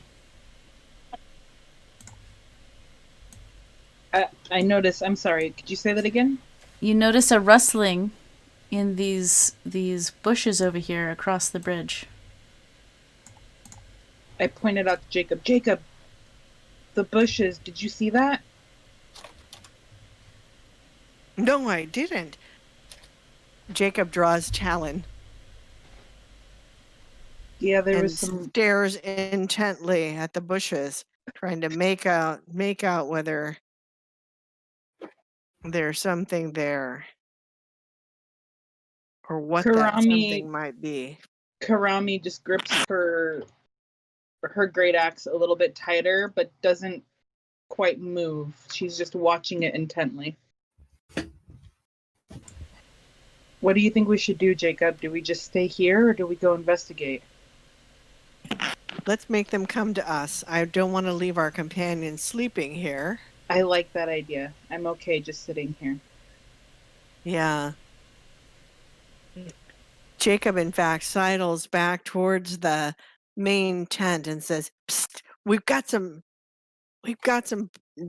bushes rustling out here." And just kind of which like tent? stands up from a sleep. It's like, I am ready.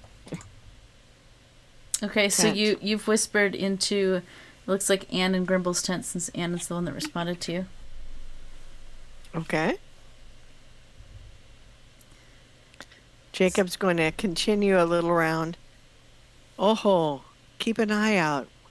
We've got some suspicious activity.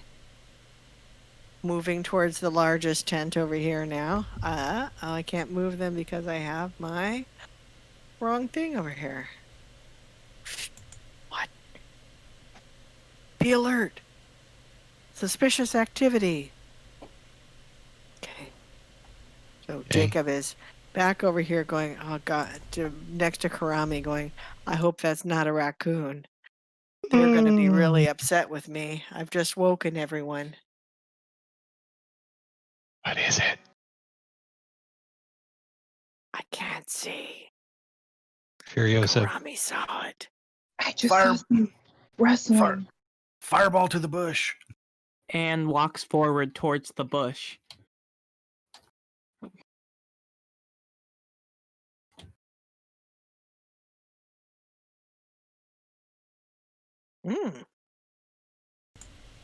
Okay. Which part? Will you move your token to where you go to?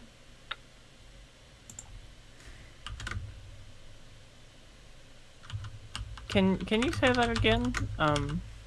Really breaking up. Okay, I was really hoping it wasn't just me. Yeah. Okay. I asked which bush you're going to. The one that was rustling.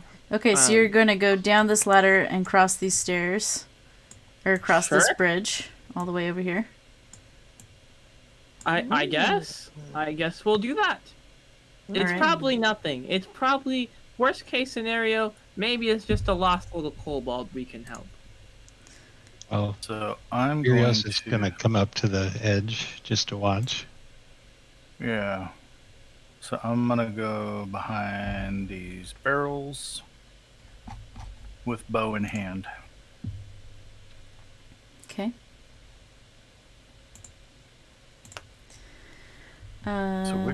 Which bushes are rustling? Can you point Yeah, that 'cause I out? thought it was these down here on the left by the barrels, but no. It's over here. Oh, It's okay. across. Whoa. It's way across the way. Karami rolled a 17 on perception, so notice something way off over yonder. Way off over there. Okay. Okay. Hmm. Did you find Jacob is not breakfast? going to be popular with his teammate. Did So, you find roll- breakfast? Just Can I roll a perception check to see? you can, and just for some of the setting, it's getting on closer to midnight, Yeah. and the moon is full. As you're starting to walk away, and if I haven't caught you, Anne, I'll hand you one of those lit rocks again. Thank you for the rock, but I'm What- sure it's nothing. What color would you like? Oh, I could pick the color. Yes, Can I have green? It matches my eyes. certainly. You have a green light.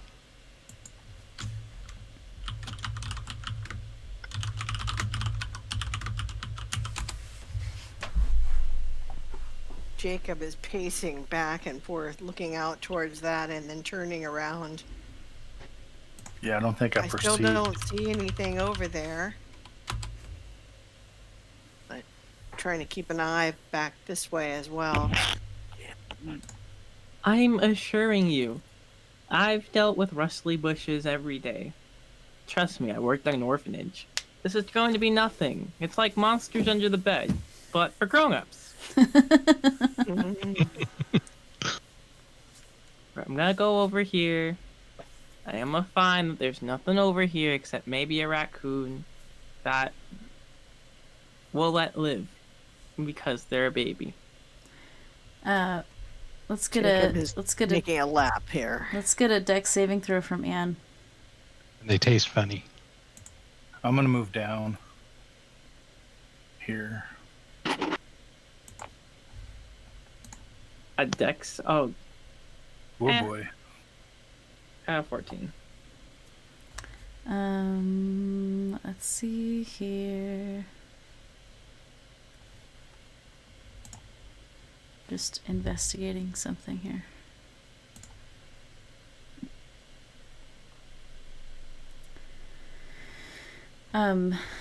So Anne, as you approach the bushes, you hear a ferocious snarl. Oh my gosh. Hey, Aspen, And you might want to back up real quick. as you hear the snarl at the same time, a humanoid shaped wolf leaps at you and sinks its teeth deep into your droidy neck. And I need a constitution save. It also deals 10 piercing damage to you. Ah! Ooh. My arm! So let's get that con You're save. breaking up, I Jack. can't hear Jack. I'm so excited. Con save. I need a constitution save.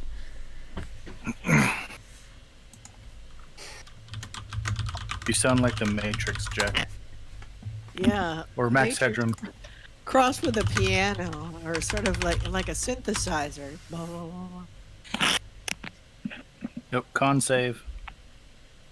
A con save. I kind of want to fail this, I'm not gonna lie. No! You Can just, I just let it take me? Can it just happen? Because I kind of want to become a Wereforge, because that just sounds really cool. Warforged. Do I get to become like all mechanicalized when I become a Were? Oh, You become no! like a Wait. mech wolf or something. Oh no, Jack! I didn't get good sleep. I think I need disadvantage. So, Oh my. Oh, ow, actually. Wait. lag between chat and what's going on. Huh. Hmm. Yeah, so you get chomped real hard by a werewolf. So- And Well, it's nice to meet you Can we hear too. this? Can we hear any screaming or snarling? Try talking to it. Shut up, Furiosa. Rami moves down the ladder to go stand by Grimble to watch. Oh. Oh, that's a lot. Oh, God. Mm. so I need everyone to roll for initiative. Mm-hmm. Everyone, watch out. There might be 2 more if I read the signs correctly. Jack, will you make me waste a turn if I want to like do an intro for myself, or can I just do it in my head real quick? What? Because okay, never mind. I'll get to it when it's my turn. There was a stupid question to ask. Hmm. Just these werewolves aren't the only thing transforming tonight. Oh, I forgot to hit my token before I rolled initiative. Do you want me to roll again, Jack? Yeah, I forgot to hit mine too. So Here, I'll just add you, and then you'll have to tell me what you got. Boop. Okay, so what did Karami get? 21.14. And what did Jacob get? 10.14. Sadly, Jacob is still distracted back there, looking at the fire, going, "I don't see anything. What's Yeah. that sound?" I forgot to hit mine too. I got a 23.21. Oh, all right.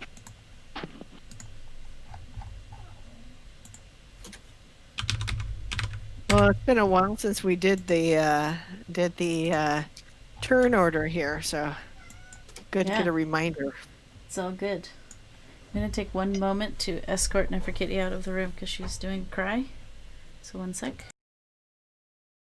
Maybe we could use that for the werewolf sound. Maybe a were kitty, huh?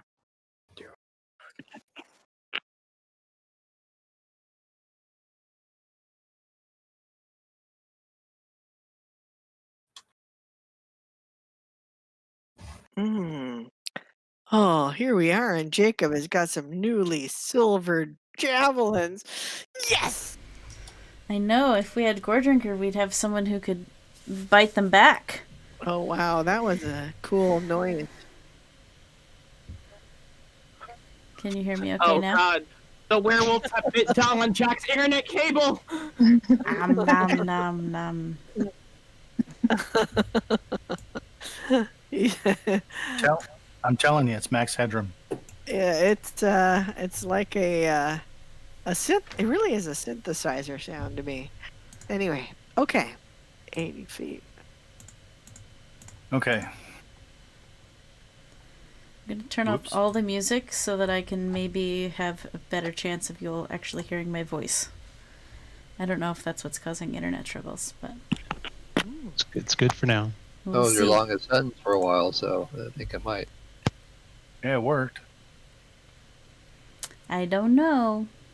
I think I've basically now turned off everything I don't absolutely for sure 100% need. So anyway, Okay. Oh, So- there it was, right at the end. so Grimble. Oh boy, there it is. Man. What? Oh man, Yes. what?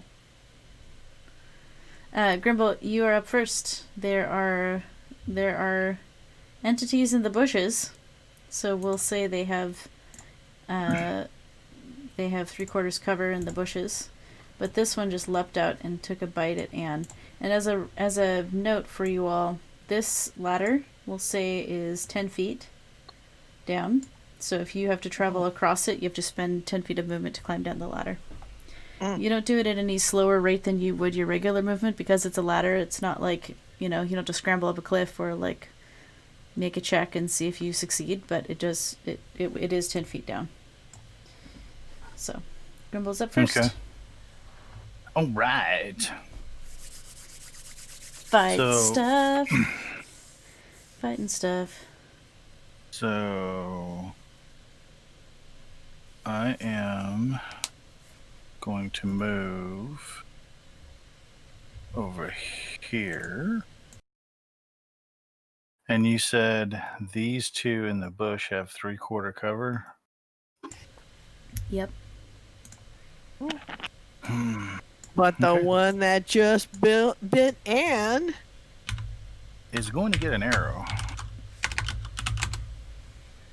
Okay, so I'm going to go ahead and take out an arrow that Are you is. sure you don't want to talk to it first? We can talk to it after it's After down, the death. bleeding badly. And just had a single tear. Y'all are dicks. Sometimes that's who you're gonna call. Okay, so I'm going to shoot a. Oh, son of a gun. I hope this works. A silver tipped arrow. Okay. At the one that this attacked guy. Anne. Yes. All right. So, yeah, 17 hits, and you deal 9 piercing damage to that werewolf. So 9 is it silver damage? Well, it's because it is silvered, it actually deals the amount of damage you hope it will. Because werewolves. Whoa. Werewolf. Yep. So I'm going to do it again. Because I have 2 attacks. Okay, roll to attack. Nope. That one goes, Wait. That's a 1. I have luck.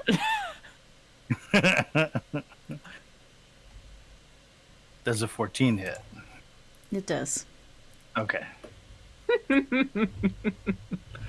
Oh, thank God, because I know that was going in my chest. Thank Lathander. Whichever God he just said, thank them. Right. No. So 12 piercing. Okay. 21 total. Yep, altogether 21. So you very swiftly, you like shink, and then you get your second one ready, and you kind of like lose your footing for a second, and you almost think you're going to shoot it like straight down into the river and totally lose your cool silver arrow, but you manage to correct right at the last second and shink, sink another one into the rib cage. So this wolf, as it gets stabbed in the side by your arrows, and these other 2 over here in the bushes start growling. Grr. Yeah. Anything else, Grimble? Let me see. Those are my attacks. Do I have any bonus action? No. All right. Karami is up, and Aspen, you're on deck. And if anybody should be thanking Taimoura, it's Grimble. Yeah, with the lucky feet, yes. Indeed. Harami is going to move her 40 feet, and I don't think she quite gets to. Oh. Okay. Nope, she's going to do that. Okay, she already moved 20. Sorry, guys. So Karami is going to move up her 40 feet and will go into a rage. Okay, so that's your movement and your bonus action. What do you want to do with your action? I don't think I am close enough to reach them, so I'm going to go into my rage, and I am going to just hold on to my great axe and swing at them when they get close. So you're holding your action? I'm holding my action. If they come up close to either me, it looks like I'm right next to Aspen, so either one of us, I'm going to attack. Okay. You got it. Alright, so up next are the werewolves, actually. Oh no! Whatever will they do? Please don't bite me, werewolves, and give me cool superpowers.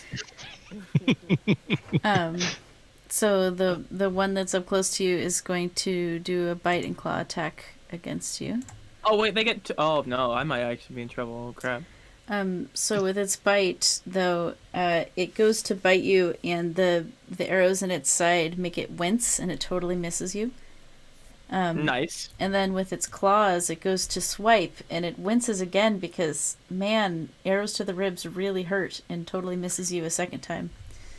And that's silver. Mm-hmm.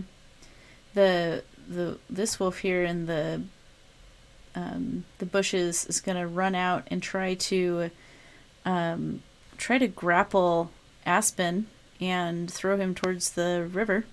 So let's get either a dex or an athletics or an acrobatics from you, Aspen. So it's leaping to a place where there's no support underneath it, or it's just trying to leap into me? It's that's a good point there, kind of up. You're like a... I was kind of counting on the fact that I had someone in front of me on the only way down the bridge. That's a good point. Okay, so But, you know, they might have done it. Who knows? They're wolves, after all. Like leaping in between you. Yeah, exactly. Werewolves of Lathander. Werewolves of Lathander. It's an old-timey rock band. Okay. Well, forget that morning light. We'll be going for moonlight after this. So it's going to push past Anne, staying in melee, and since Anne and this first werewolf are kind of tangled up, this one helps its buddy and kind of... So, just Yeah. again, for future reference, we can move through other enemy tokens that Well, we haven't in the past. okay, so I'm trying to get someone close to the barbarians so they don't lose rage. Frankly, that's what I'm trying to do. But I hear you. I don't know what to tell But you. I didn't even barbarian. think I of guess that. everyone is attacking Anne. All right, so they're all gonna Oh attack Anne. no! Ah, whatever Hey. could happen. And I can't see your hit points on your token Oh, I can. because that'll be probably important to the healers in the party to know. Oh well, on a scale of 1 to 39, I'm doing about 29 right now. Okay, excellent. I see the bar now. It just doesn't have a number in it, but that's... Yeah, I can see everyone near me. Can Maybe you it's a see the- distance thing, because I can't see you or Jacobs, but I can see everyone else, like from Grimble and forward. Oh, it's perfect now. Yeah, Thank you. fix it. All right, so I need 2 more Constitution saves from Anne. Yes! Yes! I got it too! Wait, am I gonna die? Maybe we'll see. Okay, bite, claw. Try to do grapple. That didn't work because of the way the map is. So, all right. So we got a 14. So I hit you with the first attack, deals 10 piercing, and the wolf bites you Ow. successfully. Oh. You failed your Constitution save. So you're gonna find out what happens with that in a minute. I get to turn into a wereforged! Then it got a Probably. 23 to hit and dealt 7 damage to you. Yeah, then, oh yeah, ow, this is, Then it Ooh. dealt a 19 to hit, dealing 7 piercing damage to you, and you failed your second con save against that. And so then the last one goes for claw attack, but it only gets a 7 to hit. Ooh, my goodness. But Don't if look, Robbie. It if looks bad. if it had hit you though, you would have been unconscious. So Not to burst your potential bubble here, Anne, but as a warforged, no. you're immune to disease. No, it's not a disease. It's an affliction. There's a difference, probably. Please, I just want to see what it would look like. I just want to be a mechanized wolf, just like it happened. Like, from me to you as a player, just let this happen. Yeah, but I don't know if the party could tolerate you. No, Such a thing. no, I'll be fine. Just keep me out of the moonlight. Aspen is up. Okay. Hey, Aspen, I'm very hurt. Yeah, I see that. Alright, I'm changing my entire course of action for you, too. You could have been grappled and thrown in the river instead. You know, that for some reason doesn't sound that appealing to me. I don't know why. Don't get it. I just don't get it. All right, here we go. Let's see if I can get this to work. I got it set at 3rd level. We're gonna try.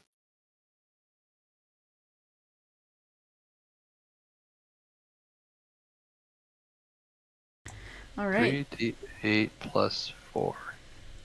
So Anne regains 23 hit points. Oh, we take those. Oh God. Awesome. And I, okay. And apparently now you're understanding God. This is good. This is a religious education for you. That was my action, and I can't use another spell as a bonus action, and I have no other bonus actions other than spells. So, yeah, okay. In that case, I will move. Well, yeah, Karami can get by me no matter what, but they can't get through those wolves. Does Karami have any sort of missile weapons on them or anything? No, she just has axes and swords. Okie dokie. Well, this is going to be bad for us too. Trying to get, because we can't get through the wolves. I will pull back because if nothing else, you might get to the square adjacent and be able to reach the wolves. We shall see.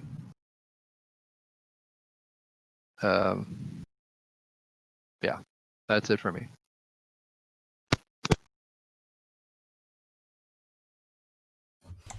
Okay. So next up we have Furiosa, and Jacob is on deck. All right. So Furiosa is doing a bit of a combination of things all at once. So Furiosa's eyes go from their intense blue to radiant, as if light were pouring out of her eyes. And she activates her radiant soul. And this radiant soul, she sprouts incorporeal eagle wings. And with these wings, she takes flight and comes out 30 feet. Oh, let me back to select. 1, 2, 3, 4, 5. Goes out 30 feet. Actually, I'll make it 30 feet this way. Comes out 30 feet, flying over the river. Then using her sorceress abilities, expends 2 of her sorcery points to do a quicken spell. Which, it doesn't show it. Quicken spell, if you spend 2 sorcery points, you can change the casting time of a spell from an action to a bonus action. And we'll cast... I'm switching between things. It's going to cast Shatter behind, with a... It's got a 10-foot... effect on it, and it's a 60-foot range, so she's going to put it basically back here, so it's going to hit these 2. Well, actually, because of now that they're all lined up, I guess I could potentially put it, if I put it here, would it hit all 3 but not hit Anne?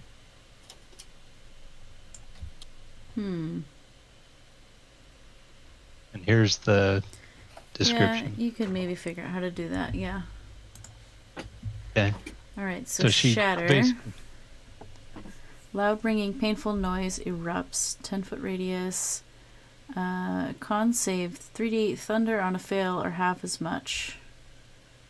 So DC 15 for 22 or 11. Side note, if you ever did cast this on Anne, she would have disadvantage on the saving throw. Oh. Oh God. Be nice, Anne looks shaken. and not stirred. Exactly. Okay, so you get to do Captain the. is yelling, "Get out of there, Anne! Get out of there!" So you cast it at 3rd level. So instead of 3d8, it's 4d8 plus your. What is it?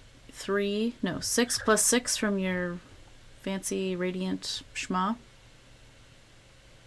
Oh yes, thank you. I forgot to click that in Beyond 20, so it's an additional 6 points of radiant.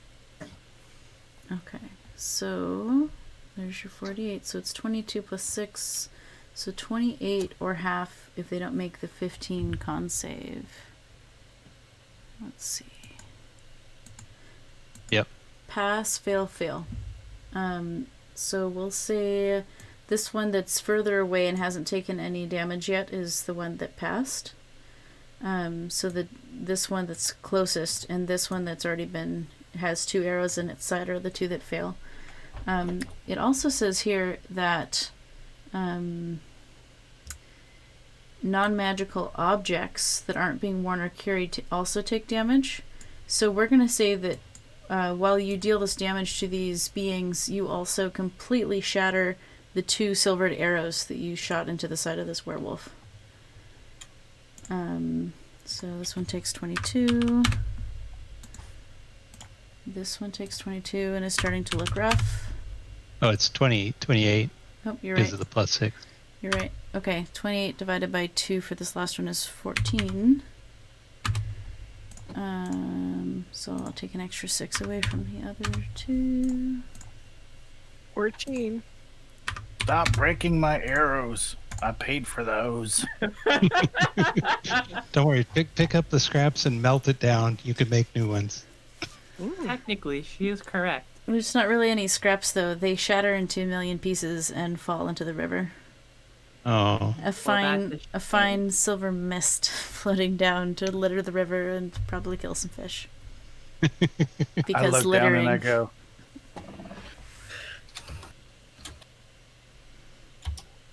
I'm gonna have a talk later. Having a talk later. War's a bitch, and don't you forget it. Anything else for Furiosa? No, I think that's about all I can manage. All right, Jacob is up and Anne is on deck. Okay, well, Jacob is going to move towards the scene of the action. So it's about 14 feet to the ladder, 24 feet if you count all the way down, and now from here, 24 up to 30 is only 6 more feet, so he can't really get as close as he would like, but he's sort of here in the middle of whatever this is, the silvery stuff here at the bottom. So Jacob is moving forward. He has a silver javelin in hand and is taking a look at that and trying to decide, can I hit this last one with my javelin at 50 feet away? And the answer is the suspense. Not with advantage. His range Anticlimactic. is only 30 feet. Yeah. So Jacob is gonna call it there, not wanting to hit Aspen or Karami or Anne in the back with a javelin thrown at that kind of range. I will, that's it. Since this is our beginner's game, I will remind you that you can use an action to dash, which lets you use your movement again. Your actions in combat are more diverse than only attacking. Is so it if you my wanted, turn? you could dash. Bite him back. Bite him back. I like that idea. Disengage. I have to set the scene for this one. I just realized I was muted for Discord, but not for the rest of you. I was telling you, Jacob, if you wanted, you could dash with your action. Because you do more with your action than just attack. Okay. Oh, okay. So can I actually get a little closer? Yeah, you can like move. Get up here by Aspen and Karami? You could get to just behind Aspen. Okay, well, I'm gonna do that then. And hang out over here. If I'm this close, I feel like I could wing a javelin at one of these guys. But are you saying that that would be my action? Then I don't have an opportunity to attack. Is Right. that what I'm hearing? Right. Okay. So you use your Okay, action well, I'll to just- sprint, essentially. Okay, well that's good because now I've got my shield and I can help shield people. Awesome. All right. Anne, you are up, and Grimble, you're on deck. Okay, so I have to set the scene for you. So, Anne gets a bit and kind of reels back, and they're like, no, this can't be happening. Then they're hit a few more times. Their head reels back. Their eyes go from a pleasant emerald green to a red as they look down, and they slowly rise, and the werewolves see their red eyes. You think you're the only ones who can transform here? Well, you haven't seen me when I'm like this. They tilt their head back, and the bear pelt falls to the back, showing like a shiny metal, like head with like different engravings on it.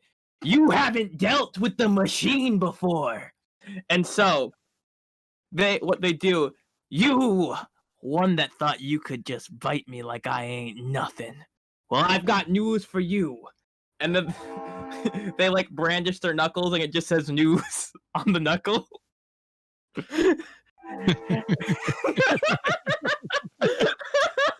I hate that that's canon now. And so I'm going to attack with my unarmed strike for 12. Does that hit? Because I need to know so that I can do the rest of my stuff, the rest of my combo. Which one are you punching? Question mark? The one that bit me. 2 of them bit you. They've all tried to bite you. Well, they've all bitten you. They've all bitten you, but they haven't all succeeded at inflicting you with some sort of lycanthropy. So I want to throw a haymaker at the one to my left. So this one. Yes. Okay. So with a 12, that's exactly what you needed. So you deal 7 bludgeoning damage to it, and it's looking very rough at this point. Hold on.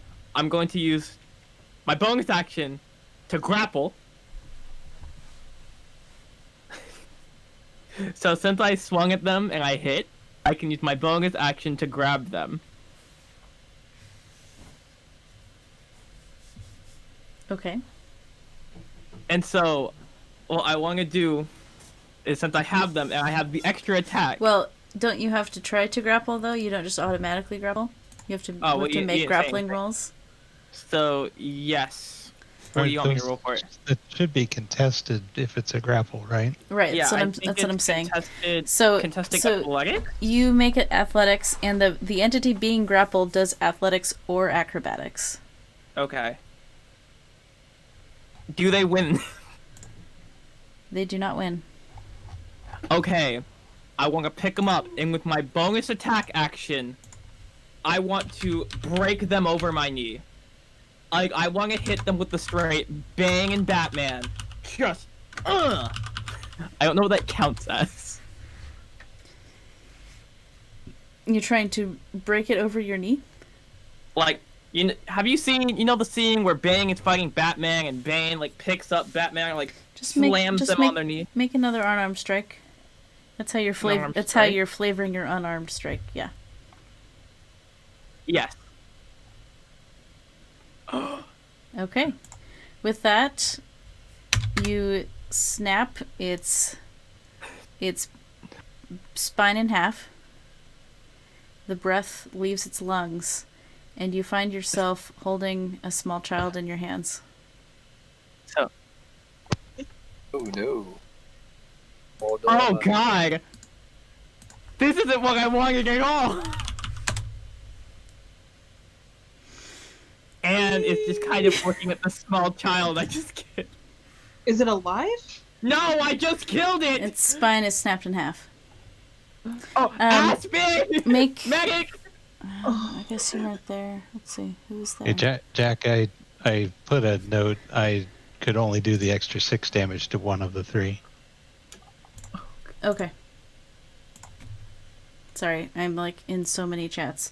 Oh, no worries. It's me getting used to the character. So. Sure. Yeah. If you put that in roll 20 next time, I will definitely see it. Yeah, no worries. Thank you. So I'll add 6 back to the other 2 that are not dead. Well, 3 to one of them. Oh, right. One that's saved. Right. Yep. Okay. Thank you. Yep. Reverse math. So That's yes, right. I'm not, I not don't healing it. I don't have a token for this, but you're definitely holding a dead child in your hand now. In your hands with a snap spine.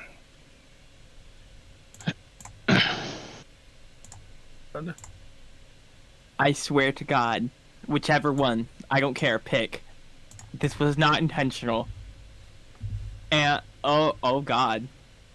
And a little preoccupied, staring at the corpse of this child they just accidentally murdered on purpose.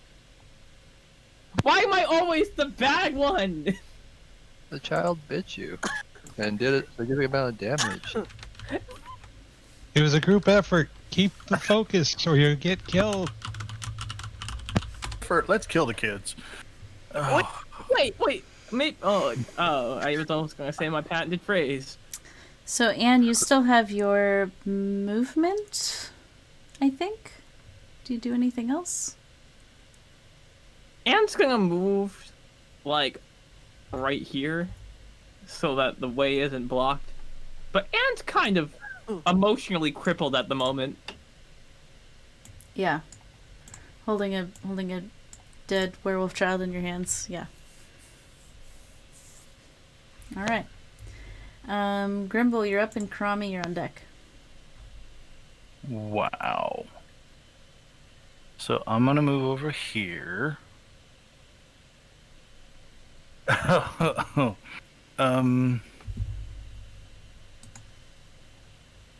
Sheesh. And I'm gonna do the same thing I did last time. Shooting the silver-tipped arrows. Yeah, so I have 3 left. And oh wow. I'm gonna shoot this one here. Okay. So 15. Hit. Does a 15 hit? Hits, yep. Okay, for 9 damage. And let's see. I'm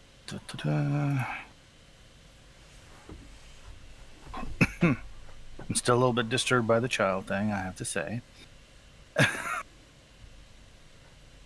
And I'm going to what would this even be? I think it would just be perception. Make a perception check, Grimble. Okay.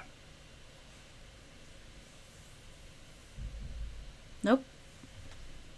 You don't know. You're fighting. Well, hang on a second. It's a 1. I get to re-roll it. Yeah. You only have so many luck points, though, right? There's like 3 or something, 3 per day.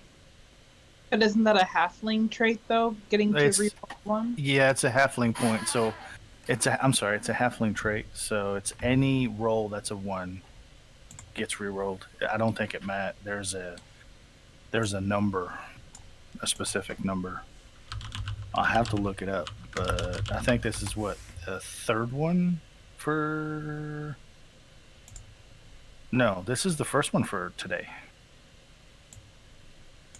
Let's see, halfling traits. Because we've been on the road.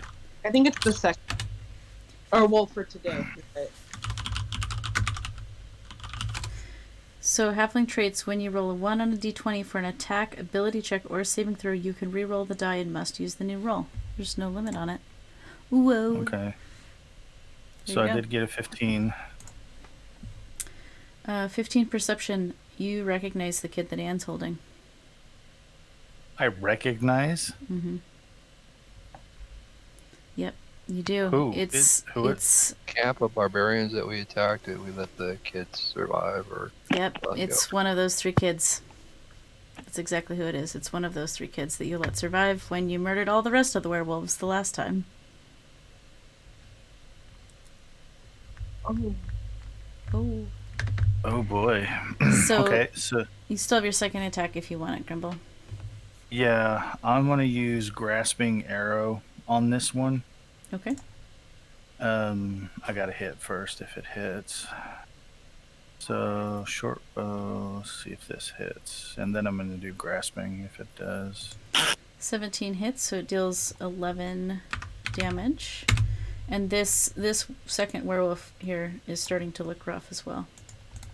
Well, I was gonna use grasping arrow on this one.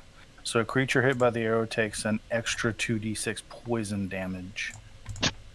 So it's 11 plus. Let me roll you a 2d6. That's 9.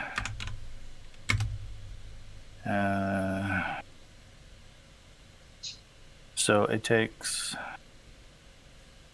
the first time in each. Okay, so this is the one where the arrow's stuck in it. Mm-hmm. And so it takes 2d6 poison damage, and if it moves at all, it takes an extra 2d6. Okay. And it lasts for 1 minute. Okay. So that's an extra with the 11 in it, so that's 20 points of damage. Well, it's poison damage though. It's okay. I've been 2d6 poison. I've been deducting damage for each time you get it. Okay, so it's and again it's this one right here. Yep. Got it. So the And little net symbol that's on it is there because it means that if it moves, it gets that extra damage. So it's sort of grappled lightly, kind of, by your arrow. Okay, and that is that. All right, Karami, you're up. Karami is so confused, doesn't know what's going on. All of a sudden, the wolf turned into a child, and your rage goes away also because you didn't attack or get attacked in the last set of turns. Yep, new barbarian. Don't know what I'm doing quite yet. She's gonna. They attacked. She's gonna go attack. That's what she's gonna do. She's gonna hopefully only knock it unconscious, but she's gonna. Because Karami doesn't recognize the child the way that Grimble does. Because Grimble, Aspen, and Jacob, I think, were the only people in this party that were there when that whole thing happened. Yeah, so Karami still doesn't want to hurt a child, but it's not a child right now, it's a wolf. She's so confused, so she's going to just use her longsword, not her great axe, and hope that she doesn't kill it, just knocks it unconscious. So that's an interesting point. You can actually call that you are going for a non-lethal strike. Oh, I can? Okay, then I am going to... Say, wouldn't you want to use the hammer? That's a blunt object. Oh, I forgot to add the hammer to my equipment. But yes, that is essentially what I would be doing, but... Is your short sword silvered, or is it just plain? No, it's a regular long sword because Karami joined the party after everybody got their stuff silvered. Okay. So she's going to use her long sword. I don't know if she's going to go into a rage. I think she's a little too confused to rage at the moment, so she's just going to hit with the long sword. Okay, let's see your attack roll. 23 hits. Are you fighting one-handed or two-handed? Just one-handed. Okay. Do you have a shield? I do, but it's not a part of my, I don't have it. Oh wait, where did it? Okay, maybe not. Sorry, this is a old. I used Zonafia her thing and redid it for the barbarian, so I don't have the shield on here. So no, I'm just gonna do one-handed 12, and I will figure out the shield at a different. Okay, so as you swing your longsword, it does deal some damage, but it doesn't deal as much as you would expect from a strike that landed as hard as yours did. Right. So they are looking pretty injured, but not dead. And they're still conscious. Okay, well, she's gonna bonus action rage, because... Okay. Alright, it is now the werewolf's turn. This one is going to... Let's see, I don't think that's a bonus action for it. This one is going to use its action to disengage and its movement to start running away. So that's 10, let's see, 5 feet there, 10 feet there. That's 15. Yeah, we'll say it just makes it about over to here.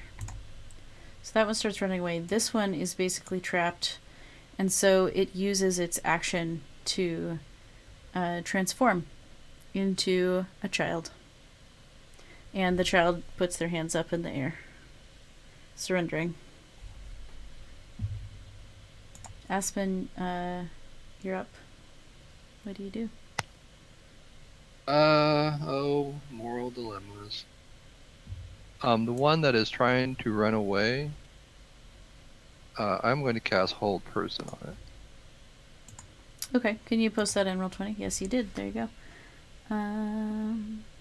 Concentration 1 minute. Choose a humanoid you can see. So they're in their hybrid. This one is in their hybrid form, not their humanoid form. Do you have like Hold Beast or something? No, of course not. I just assumed since monster? they could form humans that this would still work on them, but if it doesn't, it doesn't. That's what Aspen would do. So he said, "Oh, they're people. I will try to hold it," but apparently not. I'm not sure. I'm trying to interpret my monster sheet over here, because werewolves have a wolf form, a hybrid form, and a humanoid form, but their hybrid form, is between maybe in the hybrid form, Hold Person or Hold Beast or Monster, whatever it's called, would both work. So we'll say that either would work. So they must succeed on a Wisdom save. Or be paralyzed. So at least one answer I found says that yes, lycanthropes are affected by a charm or Hold Person. Okay, so they got a 16 on their Wisdom save. What is the difficulty? Oh, my DC is higher than that. My DC... Oh, I was wrong. My DC is not that high. What's wrong with me? 15. Sorry. Okay. So it's just started running and it only got this far. Okay. But... That's my action, and again, I don't have any bonus actions that aren't spells, or I don't have any bonus action cantrips. Darn it. It could move.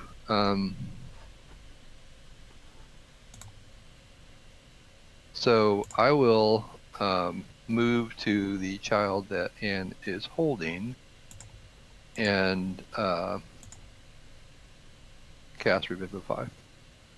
Oh, I can't do it. But what I said, I'm going to say, Anne, tie them up so I can bring them back. I don't want them attacking us when I bring them back from the dead.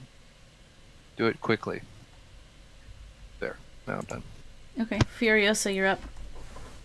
All right. So while still kind of hovering over the river, I expend another sorcery point for a distant spell, and I'm going to cast Cure Wounds on Anne. Okay. Back. Do that at... we might as well do that at second level.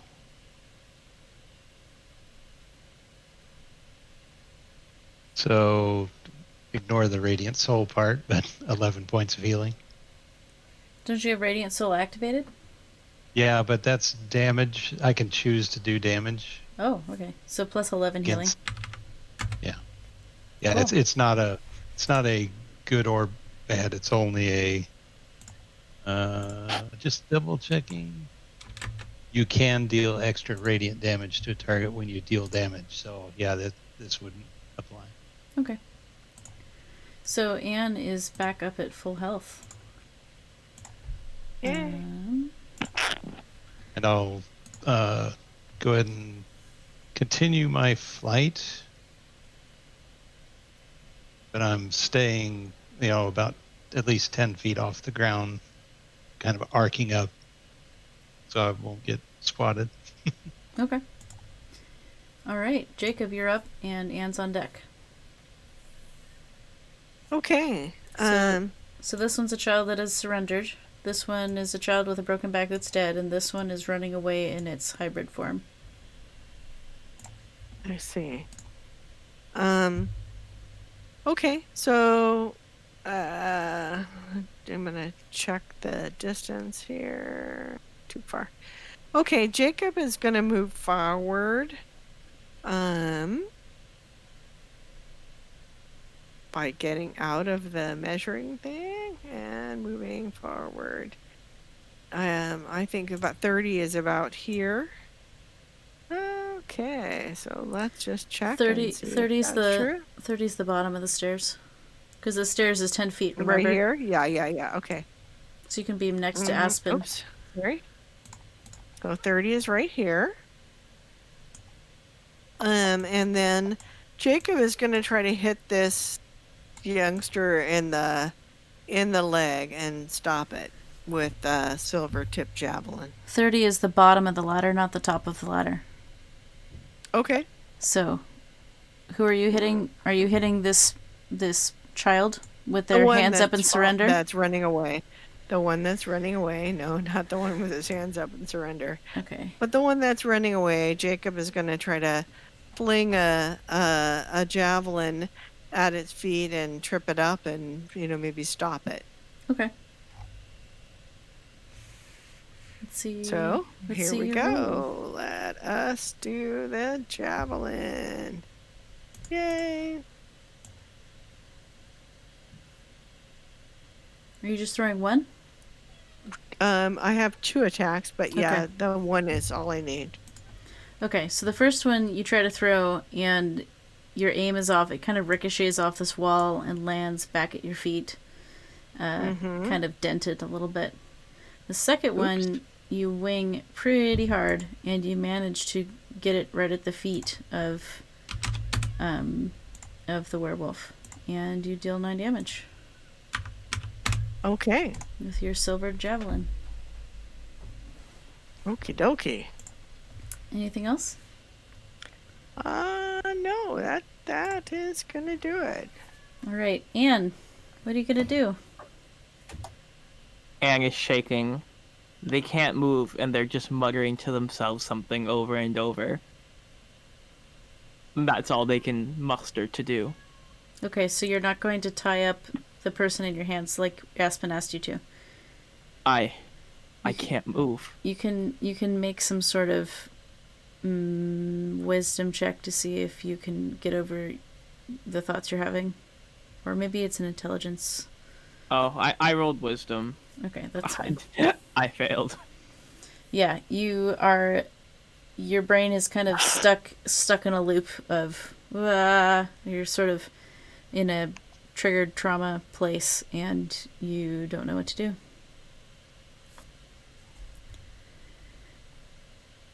Grimble, you're up. Karami, you're on deck. Okay. So you said this, the ladder here is 10 feet up. Yes. So, I mean, I'd like to try to do the same. Try to hit them in the foot or in the legs so they stop. Okay. I'm not trying to kill them. That's the thing. Okay, so you're going to make a non-lethal attack to try to slow them down or stop them. Yeah. But I don't...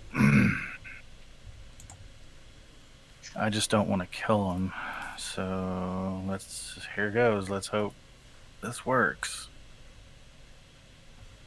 Oh, dear Okay. gosh. 25 hits and you deal 12 piercing damage. They're still running away. I hear the cries of anguish. It's like, don't worry, as long as they're not super dead, I can save them. Are they looking rough? Or, I mean, are they, after that 12 points, are they looking pretty bad, or are they still running? They were looking rough before you shot at them.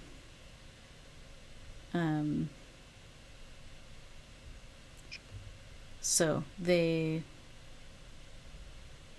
I mean, I'm they still have some life in them, but they're not hanging on by a thread, but they are definitely not well. They've got a couple, like an arrow and a javelin sticking out of their calf on their right leg, so they're hobbling along.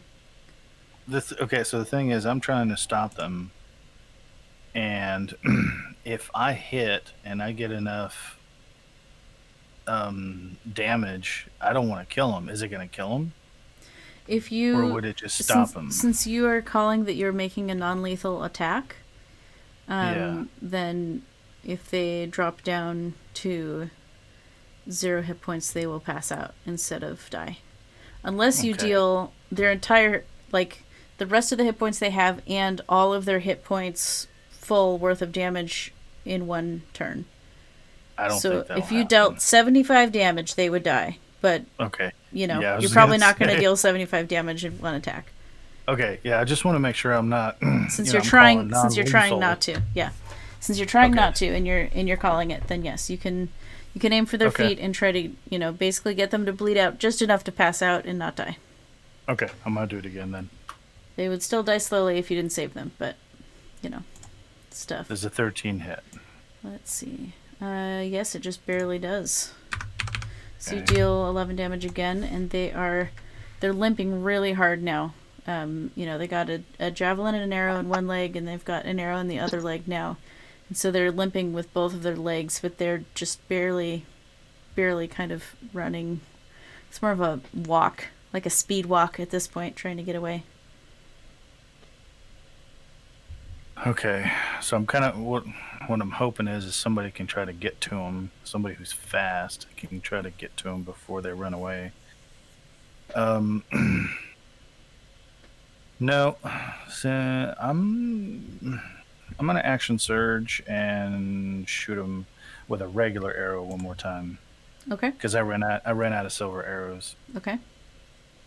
Thanks for keeping track of that. But does this +1 short bow negate the need for the silver arrows? Yeah, it does. Sure does. Yep.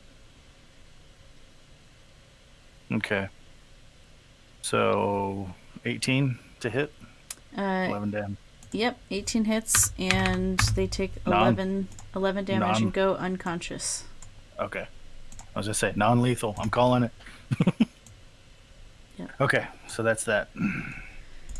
So they also revert to a child when they go unconscious at this point because of how much damage they've taken.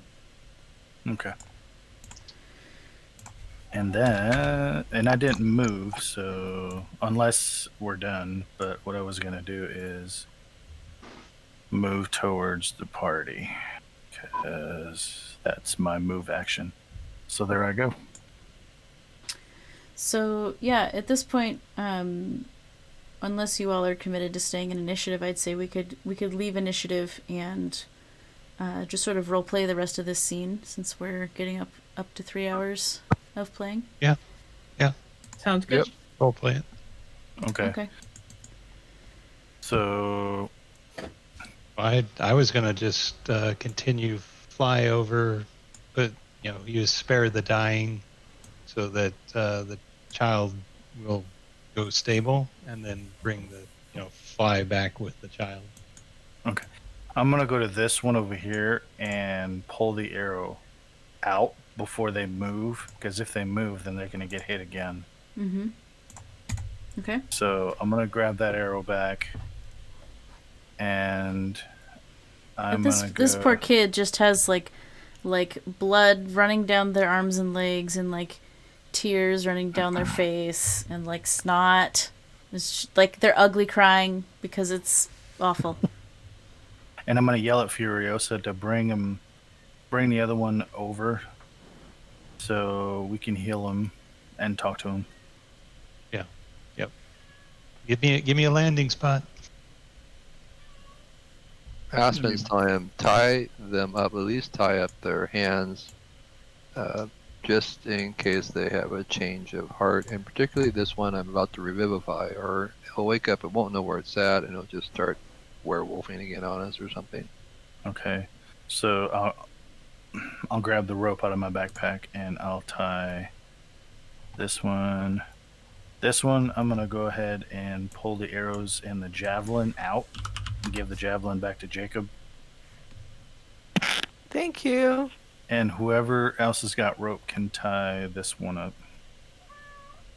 As soon as the one that is, and it is dead, right? It's not just unconscious. Oh yeah, it's all the way dead.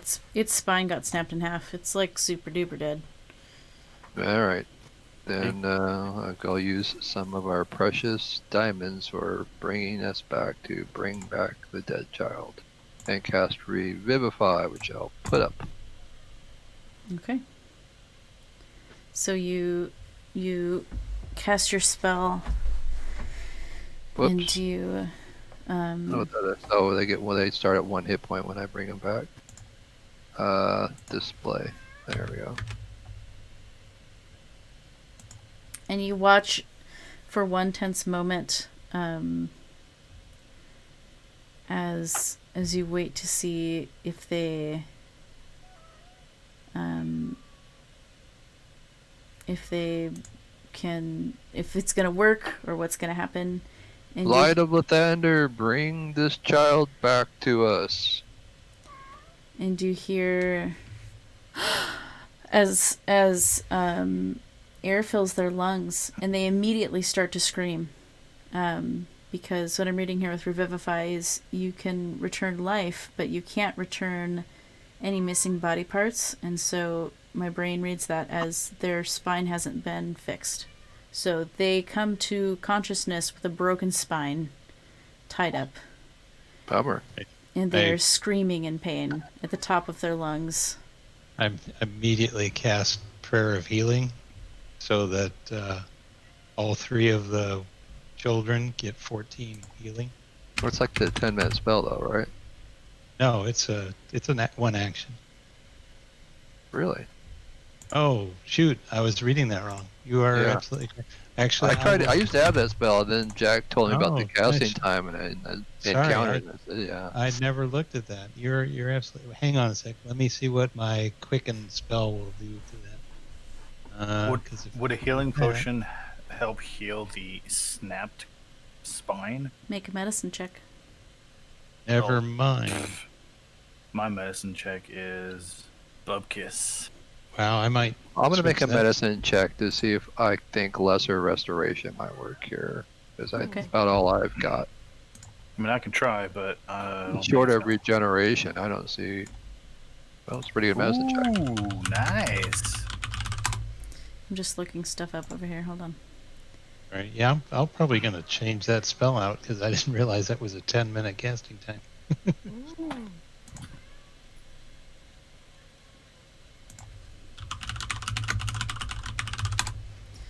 Looking stuff up.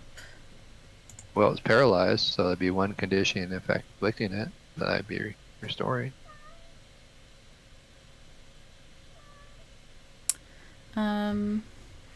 Yeah, with your medicine check, Aspen, you're able to concentrate even though the screaming is really, like, jarring. And you figure out that probably, yes, a lesser restoration would restore the spine injury that has paralyzed this being. Okay. That child almost sounds like a cat there. Oh, no. That's Neferkitty mad that I kicked her out of our bedroom. I haven't cast it. Okay, and the child goes silent again. They lose consciousness even though they don't pass out. So like they still have their 1 hit point that you gave them with your Revivify, but the pain was so intense that they just passed out. But you have managed to get the spine to start knitting itself back together. They're not at 1 hit point anymore. I don't want them to be that close. That way Anne won't freak out as badly, hopefully. I don't know. Checking on Anne. I'm looking for a pulse and seeing if I can do a medicine check. What can I do for Anne? See what's afflicting them. Okay. So this werewolf child is now back up to 16 hit points. This one is at 12 and is kind of suffering from the wounds of the grapple arrow thing. And this one is unconscious with 0 hit points. I'll do a tie its hands, and then I'll do a cure wounds on it. Okay. And you're making a medicine check on Anne. Anne,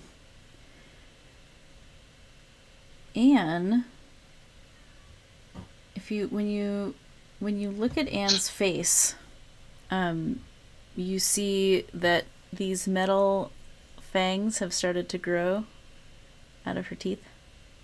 And the color in her eyes, she described earlier how her eyes change colors to red. At this point, they are a really dark, purpley black light. That's fucking cool. And I mean, it's hard to read the expression on a Warforged, but Anne looks a bit more feral than you have ever seen before. Well,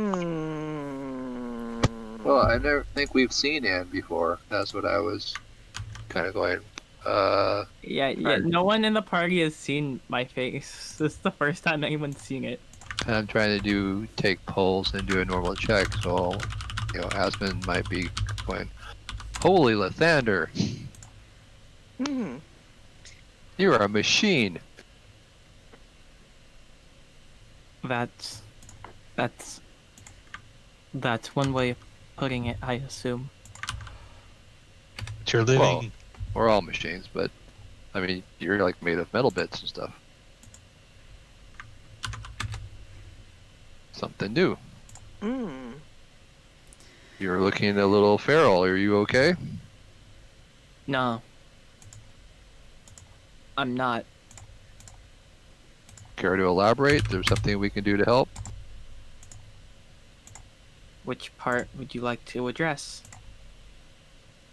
Okay, you can make a list and start with number 1. How about that? Well, the most immediate problem. I think I'm a werewolf. That I can fix tomorrow. No problem. Yeah, Would I'm not gonna lesser lie. restoration fix that? I No, don't think you very have well much fix that. time. I think you should back up.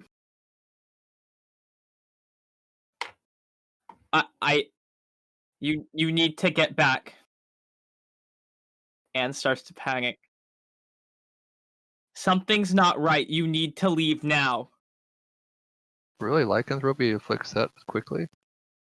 Out of game, I'm just a little baffled, but I don't see a guide anywhere that says how fast lycanthropy is a thing. I don't know. But it is a full moon. It is a full moon. I guess I can read this thing down here. Curse of lycanthropy. Yeah. I'm just following orders. oh, okay. Other reason I don't have remove curse is because I figured if we ever had to deal with that, I just would learn it the next day and we'd fix you all up before that ever happened. But that's not the case. So this is considered a disease? It's considered a curse. It's a curse, actually. Or lesser restoration would work on them. It So depends on Jacob the has edition lesser of D&D. restoration and is happy to try to take an action by casting this lesser restoration on Anne. Yeah, I don't have a curse. I have a potion of vitality, but it doesn't cure a curse. It will. Jacob reaches out and touches Anne and casts lesser restoration. It will end one disease or one condition: blinded, deafened, paralyzed, poison, etc.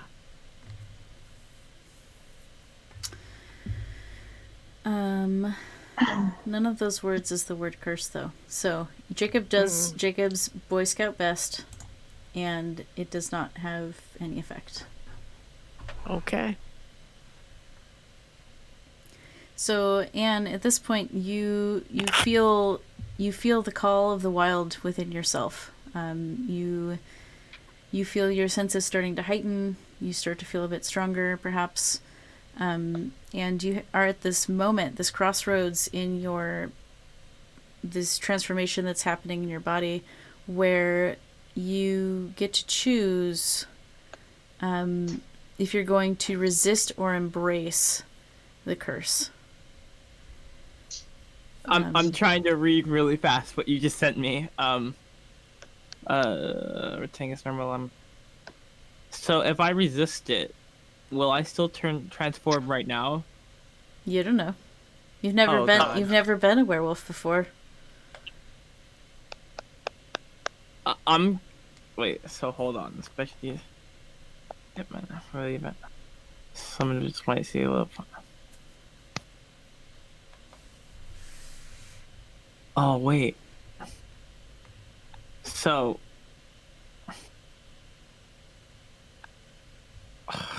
I'm gonna resist. Because I don't. If this was Teapot, I can embrace. But we're a different character. We're not evil. Teapot was evil, really? Teapot wasn't evil, but Teapot was just dumb. Teapot was pretty chaotic. Teapot was more just like this. Like Teapot was I'm gonna have fun with this character. Chaotic character. neutral. Yeah. Plus. I'm gonna resist. I'm a lawful good girl. So I'm just pointing out that possibly if this is going to become, what's the word, canon in the campaign, that when we encounter lycanthropes, that they just bite someone on a full moon and they become and join them and fight with them, kind of thing. Yeah, so let's see. A humanoid creature can be afflicted with the curse of lycanthropy after being wounded by a lycanthrope, or if one or both of their parents are lycanthropes. They can either resist or embrace their curse. Blah, blah, blah. Some stuff. When the full moon rises, the curse becomes too strong to resist, transforming the individual into its beast form or into a horrible hybrid form that combines animal and humanoid traits. When the moon wanes, the beast can be controlled once again. Especially if the cursed creature is unaware of its condition, it might not remember the events of its transformation, though those memories often haunt a lycanthrope as bloody dreams.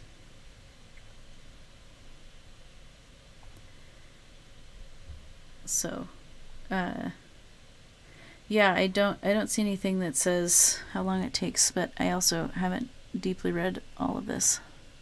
Well, just from the mythology of it, typically it would be the next full moon that the curse would take effect.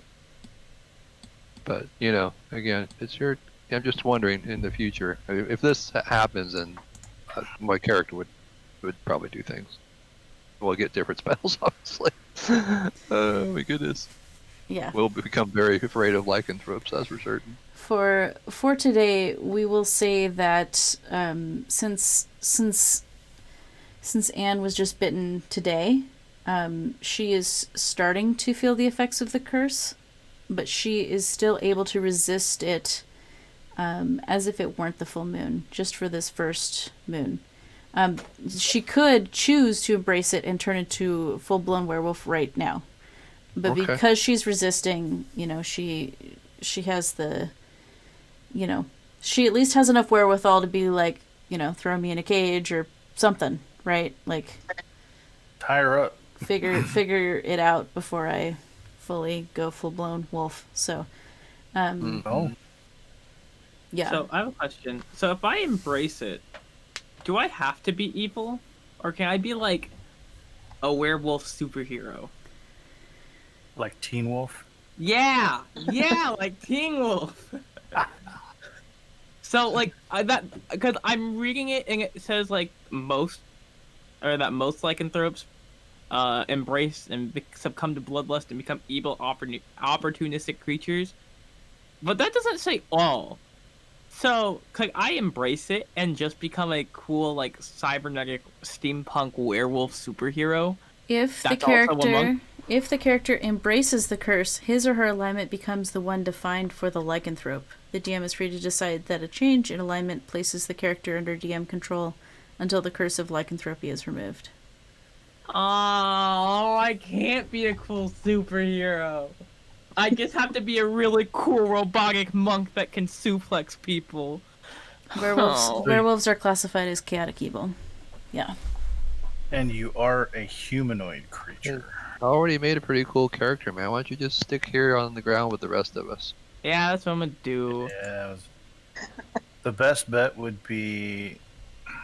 I like to imagine that like it's kind of like in Anne's vision. There's a window that popped up, like on Windows, and it just like, "Would you like to embrace the bloodlust of the hunt?" And I'm just sitting here like talking to everyone, like, I could do this, and this would be cool. Like, no, you're fine, you're fine. Like, are you sure? Yeah, all right. And I just click on no.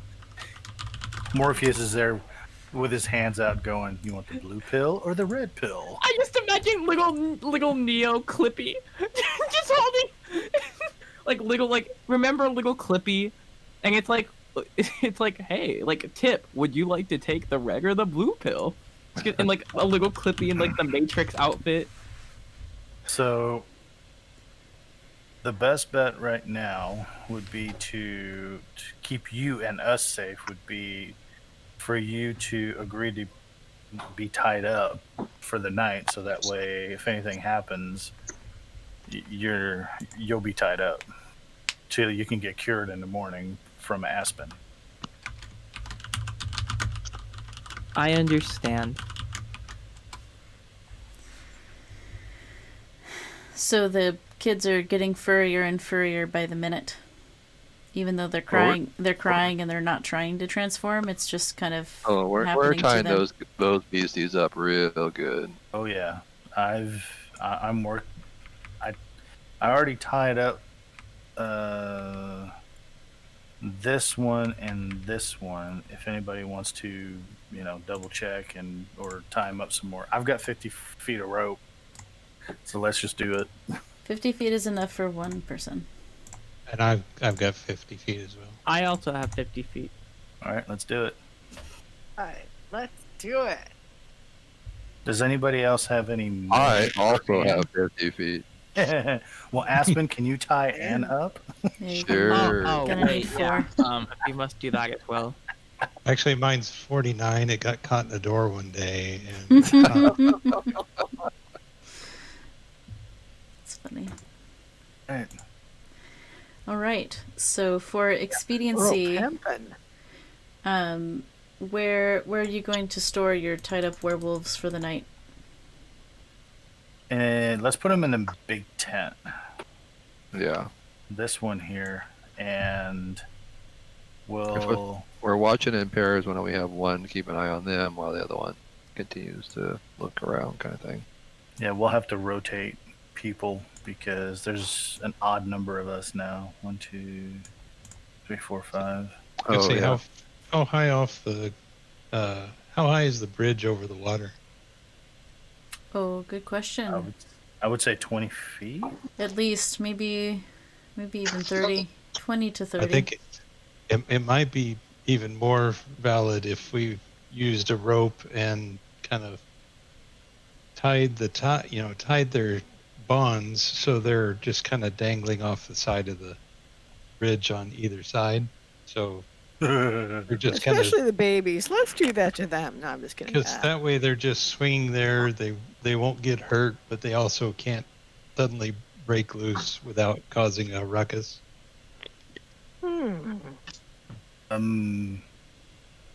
So you've already used 4 ropes to tie up the 4 folks.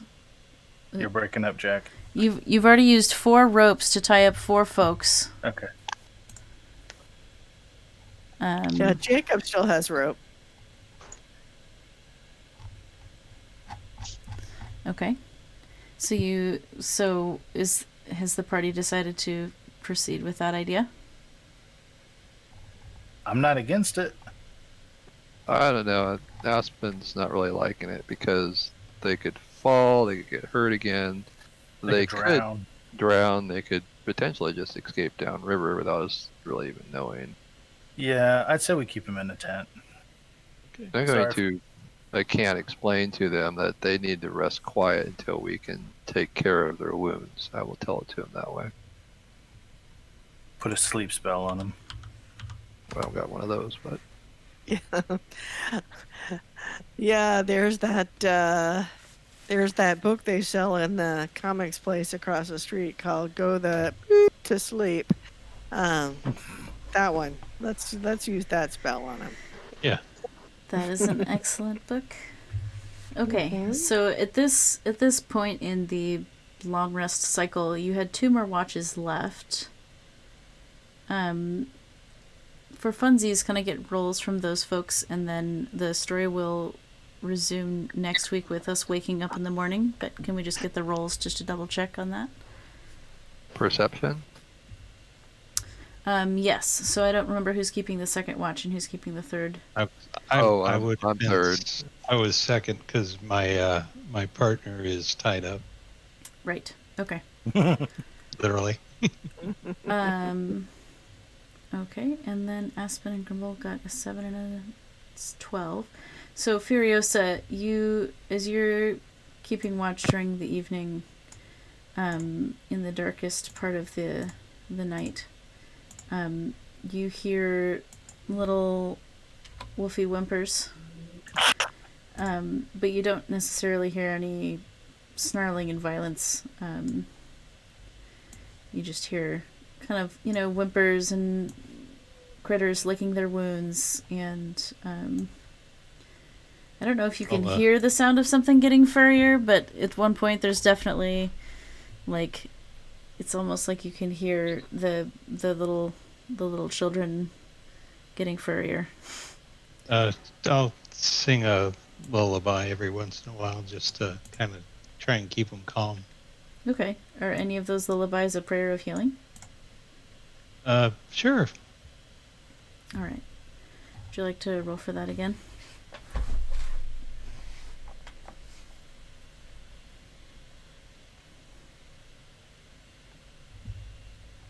$13 each.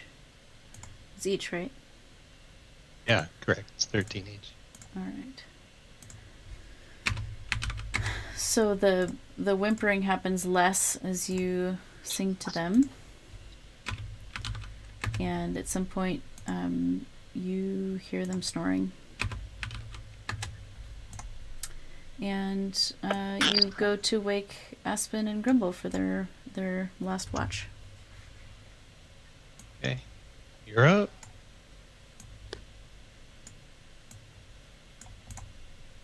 They're sleeping, so shh.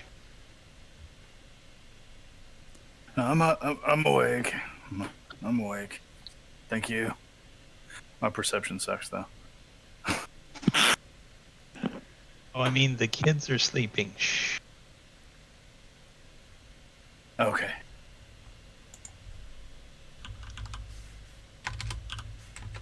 After last night, trust me, I'll be quiet.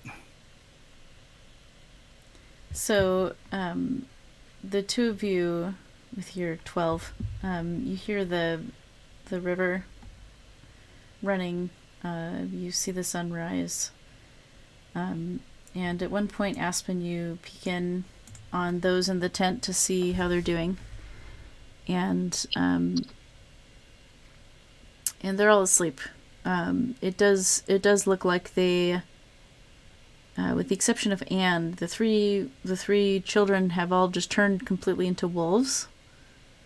And they're asleep, but because of the change in size, the bindings that you did have just sort of fallen loose around their legs. So you go in there, I imagine, and kind of fix the tying. Right? I imagine? Yes. Okay. So it's easy to do. I mean, they're trying to be good, even though they're having a struggle. And you notice that Anne, still has those kind of metallic fangs coming out of her her mouth, and she started to sprout little pointy ears on the top of her head, which is like, she didn't have ears before that you noticed, at least, so you're like, that's weird. And she has a bit of a tail coming out the back, but still isn't very furry because Warforged. But Anne is still, being compliant, and since Anne is in this sort of in-between hybrid shape-ish thing, all the bonds are still working just fine. So we will cover what happens when everyone wakes up in the morning to 3 children who are werewolves and your party member who's a Wereforged next week. Well, this is a fine pickle. It is. A fine can of pickles, apparently. Hello, Detroit Fist. Thanks for the subscription. I just saw that. Thank you. Yeah, okay. So that was an adventure. Wow. So we, as far as I know, we are back next week with some more D&D. Good times. 6 to 9 usually on a Wednesday. We ran a little long today because the story was getting real good. And yeah, it's good. We also play a different game with different people, mostly on Mondays, except Comfort Fruit is with us. Comfort Fruit plays Anne in this story. And so folks can find us there on the same channel. There's all kinds of socials you can connect with us on if you're interested. Is there anything else, players, that you would like to say to everyone who's been hanging out watching our story happen? Thanks, Jack. Come see me be a completely different character that's a lot stupider on Monday. I think you're a bard, right? I'm a bard rogue. Oh, no. And let that be all the introduction you need, honey. A werewolf bard rogue, or? I mean, oh, wait.